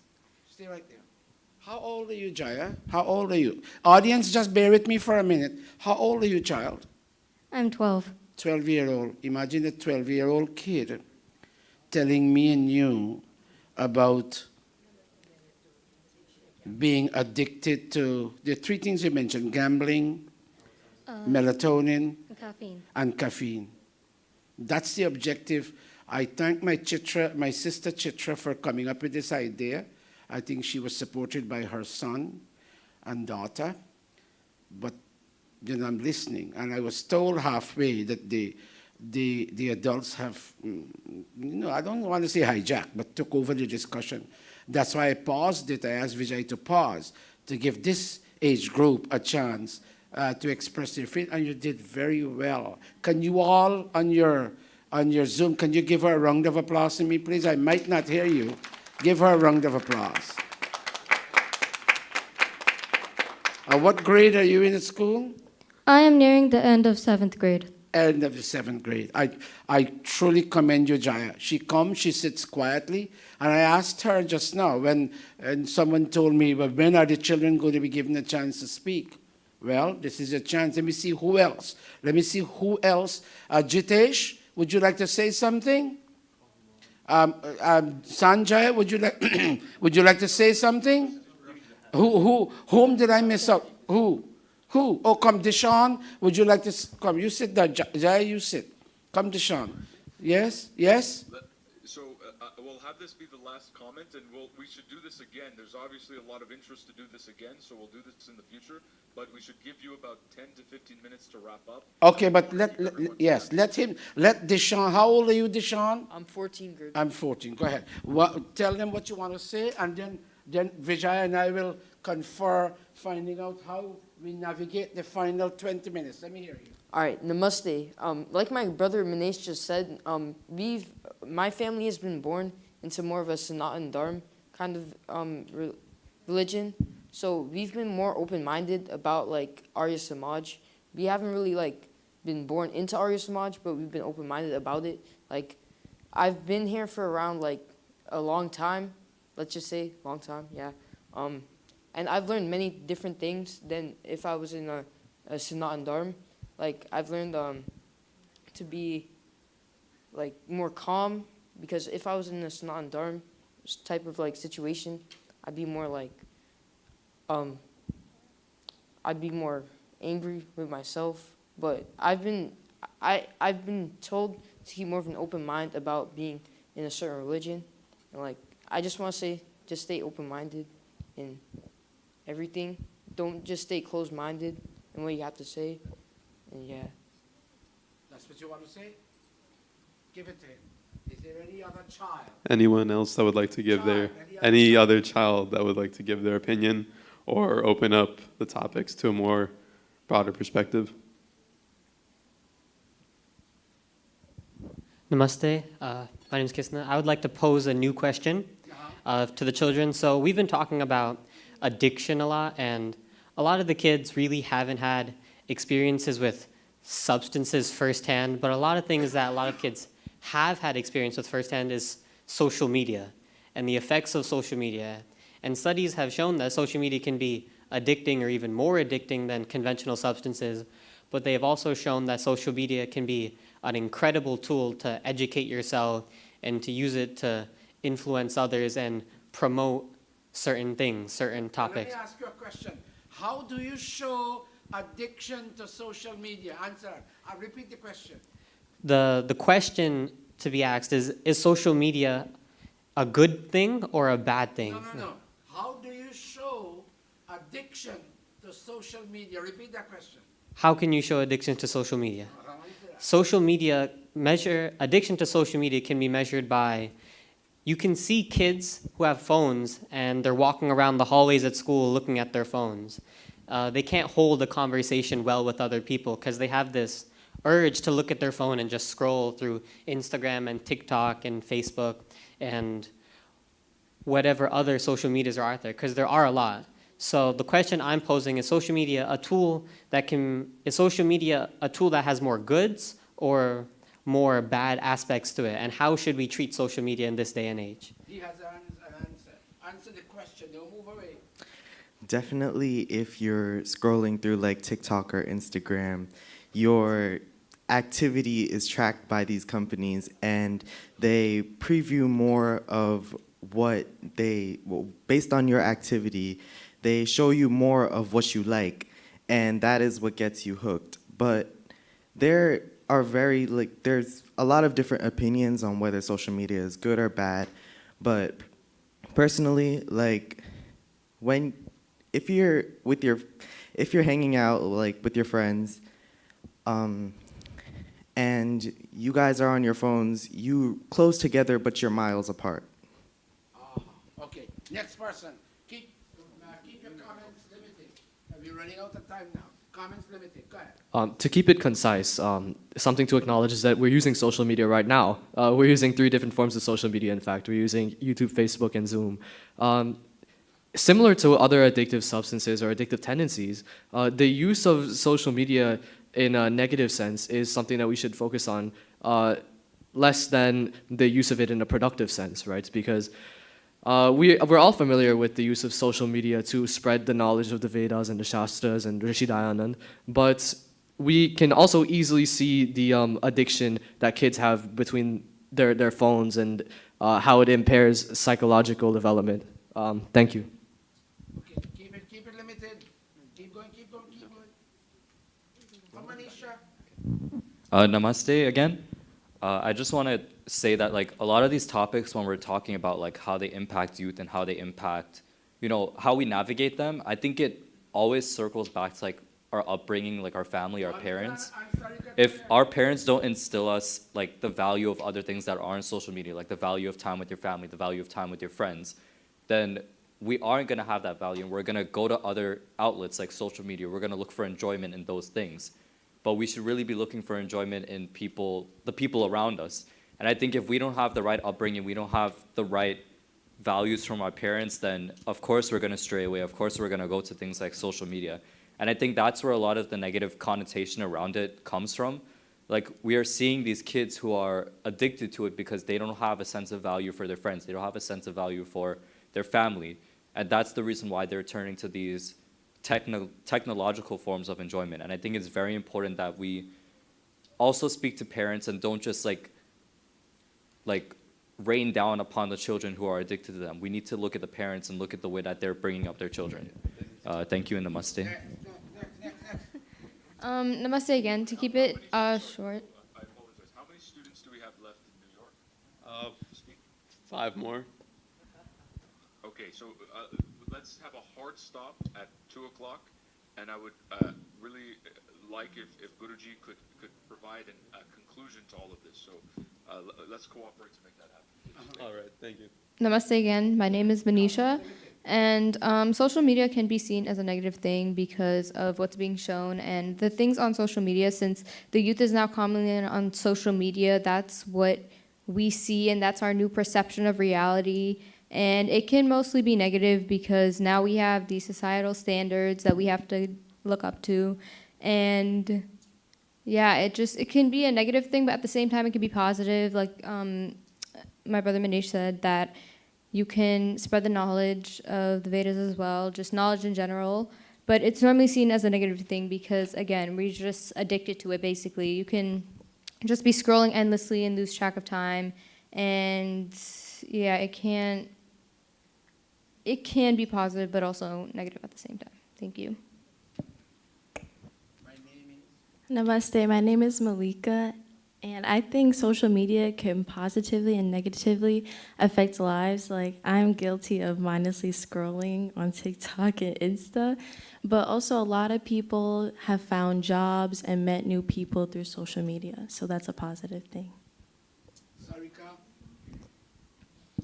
Namaste, my name is Sarika, and I agree with what Malika and Manisha said. I think that social media, using it, you can either use it positively or negatively. Positively, using it to educate yourself and finding new opportunities, but there's also the negative impact of like what you're seeing. But I feel like also with addiction, you could be using your time more wisely instead of like being on social media. So Namaste, my name is Ashwarya. I think that social media can negatively impact the minds of the youth by making them feel like they have to constantly fit, they have to fit the image of what society wants them to be, and this will make them addicted by constantly having to look on social media to see what is the new trends, to see what they can keep up with. Thank you, Namaste. Now, it's now 10 minutes to 2, and I just learned a new phrase from my nephew, Vijay. Did you say hard stop? Is that what you said? Hard stop, yes. These words, Pandit Sachin, we belong to the past. This is the first time in my life I'm hearing hard stop. Anyhow, before we have hard stop, and your hard stop is at 2 o'clock, right? 2 o'clock, yes. Okay. Now, so that we don't label this Yuva Samvad undesirably, I would like it to have, I don't want you to praise unnecessarily, but I would like to have a positive assessment. Pardon me. Is there anything we are missing? Is there anything in the final 10 minutes that you would like to see happen that can help us assess and categorize this activity as useful, beneficial for young people? Tell me quickly, and if not, I will take up my nephew's offer to have a summary. Yes, by Krishan? You going to talk about that thing? That's it. Right. About what? About having people finding a partner. Okay, but make it brief. Yeah, namaste. I was thinking about it as somebody was talking, finding a partner. The people from India, what they do, they invite at the mandir, they invite eligible couples to meet in a social gathering. And perhaps if we can do that, we can enable our generation of young people can find a suitable partner. And that's the way, because to think finding a suitable partner, you must have a lot of things in common. That's what makes a successful marriage. Well, the next activity, Chitra, the next activity we can focus on is Yuva Swayamvar, youth self-choice. Swayamvar, not Yuva, Swayamvar, making your own choice. Think about it till we'll come back. Yes, Chan. Here's another parent, and then Ravi, and then Vijay. We'll go to the hard stop. Nice word. Go ahead. Namaste, my name is Chandra, and I heard all these, topics. However, what is the solution? The solution I have is a youth center to gather all these kids together so they could meet and greet with each other. They'll learn more about the culture. They'll learn to cook. They'll learn to play music. They learn to dance culturally. They mingle. And this is something I had 20 years ago. And they could even meet their life partner in the youth center. I see this with the Christian, the Muslim, the Jewish. When I go to Cunningham Park and I see all these Jewish people there together, it aches my heart when I jog. It aches my heart to see that we don't have a youth center. And if anyone willing to do something like that, I'm 100% giving my time to that. Because if we have a youth center, kids don't need to look outward. They look right within our own culture. Because interracial marriage, 99.9% is problem, that's right, fail. And doesn't matter how you cover it up, you grieve in your heart to see that, my child have to in between. We don't need that in between. If you're a Christian, yes, Hinduism is not a religion, it's a way of life. And the thing is that we are open-minded. we are not closed-minded, and that's the reason why I asked Dr. Satish to say something, because the solution to this is a youth center. And Dr. Satish, I will urge you that in New York City, we need that, because I work in the school also. I'm a para with assistant teacher now, and there's a lot of peer pressure in school. Children are going around with all this religion, all race, and if I was not strong, as I stand here today, I would be marrying out of my culture, because I was strong and I grew up with my mom. I have to thank her, my mom and dad. They give us that strong culture that doesn't matter who come in my way, I know where I came from. And this is something that we really need, not even Guyana. Guyana people have time. Here, everybody's enclosed. You can't even go out your door because there are so many other people out there that you're scared to have your kids outside. They're so inside. Please, we need a youth center. And again, I will give my 100% of my time for that. Thank you, Dr. Satish. Okay, thank you. My question be that, okay, we're coming to an end, Vijay. We will have a mother, Indra, and we will have a father-to-be, what's his name, Siko, and then we come to an end here. Come, Indra. Hard stop at 2 o'clock. 4 minutes. So, namaste, everyone. My question is for the youth, is we can't keep educating ourselves just at Mandir. When you're at school, you need to talk to your friends as well. They don't have to be Indian, they don't have to be Guyanese. We need to be open-minded and share our values and educate, whether Caucasian, African American. We need to tell them about the Arya Samaj, tell them our values, and they can learn something from us, we can learn something from them. Not just coming to Mandir saying namaste. You can say namaste to your friends as well. That's what we're lacking. We keep educating Indian kids, Guyanese kids. We need to educate everyone, and that's what we're lacking of. Okay. Thank you. And come, I know we're running short on time. Namaste, my name is Siko. Yes, yes. The thing that I wanted to focus on that everyone touched upon was the whole thing of the youth camp and the peer pressure that you face in school. I could tell you this from my own experience. I don't know if any of the other children, they most likely could. The reason I used to come to Gurukula when I was young, like 3, 4 with my mom. She had stopped because she was going to work. The reason I came back out of my own experience is because when I was in the 6th grade, we did a test for Hinduism. It was like one of the overarching lessons, curriculums. When we did the test, they asked us how much gods do Hindus believe in, and I put 1, and I got that question wrong. And I told my teacher, how could I have got that question wrong? I go to temple, I know what my parents have taught me, they taught me it's 1. It's unnerving, it's kind of demeaning to have somebody that doesn't believe my culture tell me what my culture is. I want to know what my culture is from the people that believe in my culture. The youth peer seminar, that this I wanted so much because I feel like we all need to talk to each other and we all need to know what we believe in as a group, because every single other group has that within themselves. Judaism, Islam, Christianity. I feel like Hinduism is such a fickle religion nowadays that people just convert blankly because they don't know what they believe in truly. Like they just say whatever because that's what they're told, and that goes with social media. You're just told whatever, so you just go with whatever you see. You're not reading the actual facts. I'm not going to take too much of the time. Thank you so much. Okay, our hard stop time is 1.5 minutes away. Now, brothers and sisters, this is the time we've been waiting on. Listen, I honestly believe the discussions were well navigated. I thank Vijay and Sachin at this end, and all of you, not only the 2 of them, all of you.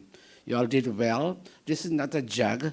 I know I started off as if I was giving a pravachan, and Vijay saved it. This is not a jug. We need to have more of this where people can talk about what really affects them.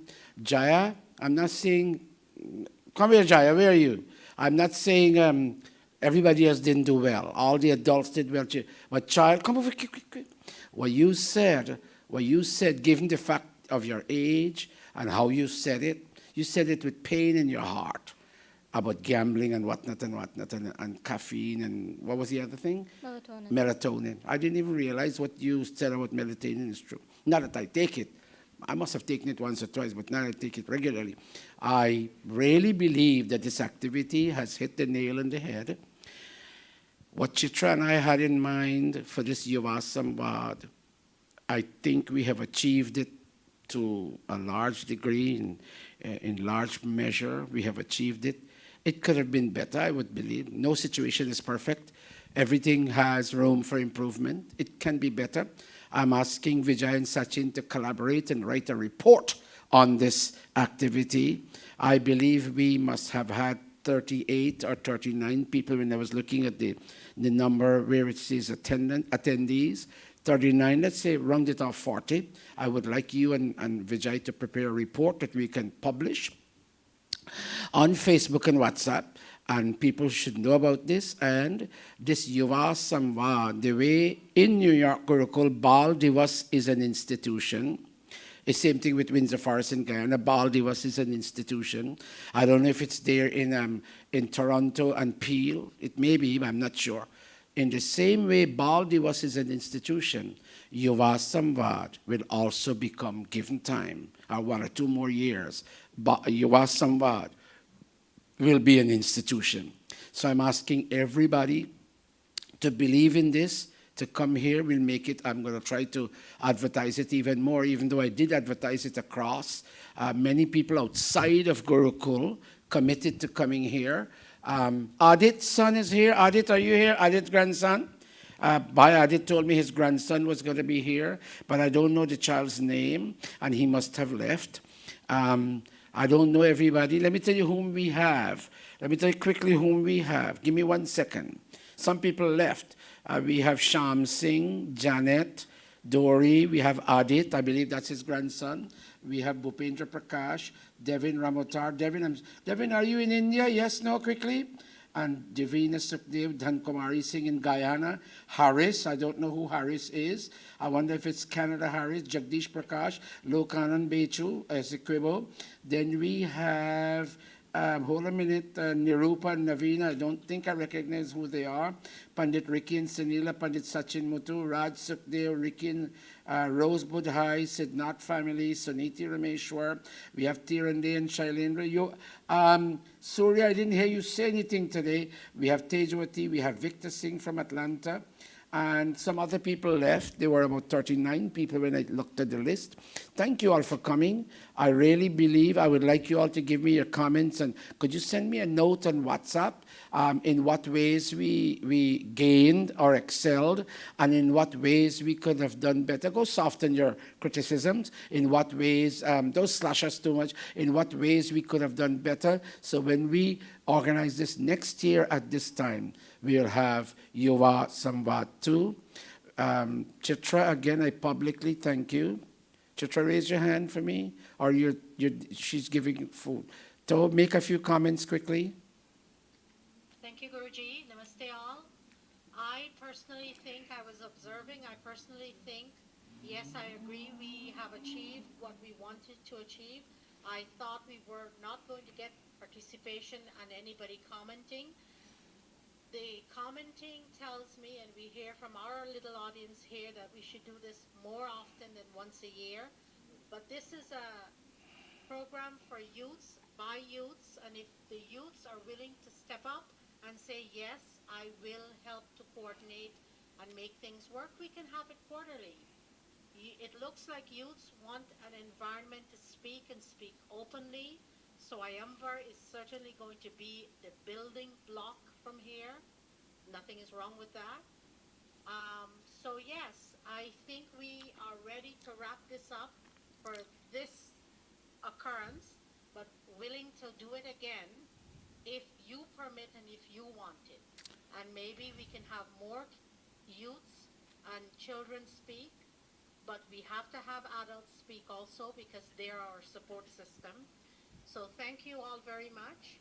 And Guruji, I don't know if you want to say anything else, but I'm going to end with one note. The Hindustan Times, a national newspaper in India, they organize the same thing. I forgot what they call it. Hindustan Times, I don't know. I forgot the term. I'll find out.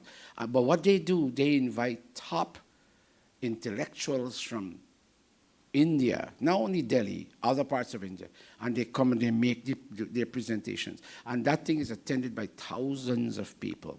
The Hindustan Times is currently going on, or it may have come to an end, I don't know, because I haven't been following it this year. But it's something that we Hindus, Arya Samaj, Sanatan, Sai Baba, Haribol, Brahmkumari, even the Kali movement, it's something that we should all come together and do, because young people are young people and they need us by their side, and they need to feel supported. So it's something we should think about again next year, this time, this same month, March, and the way Didi Renuka has the Women's Conference, Jagdish and Panditayan Rauti have the Bal Divas, and Jagdish and other Pilayani and others have, Padmini, they have the camp. And what else do we do here? And all of that, in the same way we should have Yuva Samvad. With that in mind, let's clasp our palms. Om Sarve Bhavantu Sukhinah, Sarve Santu Niramayah, Sarve Bhadrani Pashyantu, Ma Kaschit Dukha Bhag Bhavit. May there be peace in the heavenly regions. May there be peace in the atmosphere. May peace reign on earth. May waters be soothing, and may medicinal plants be healing. May the Vedas spread peace throughout. May peace even bring peace to all. And may that peace come to me ever as I leave this Yuva Samvad and I go home. May I share the peace emanating from all these discussions. Om Shanti, Shanti, Shanti.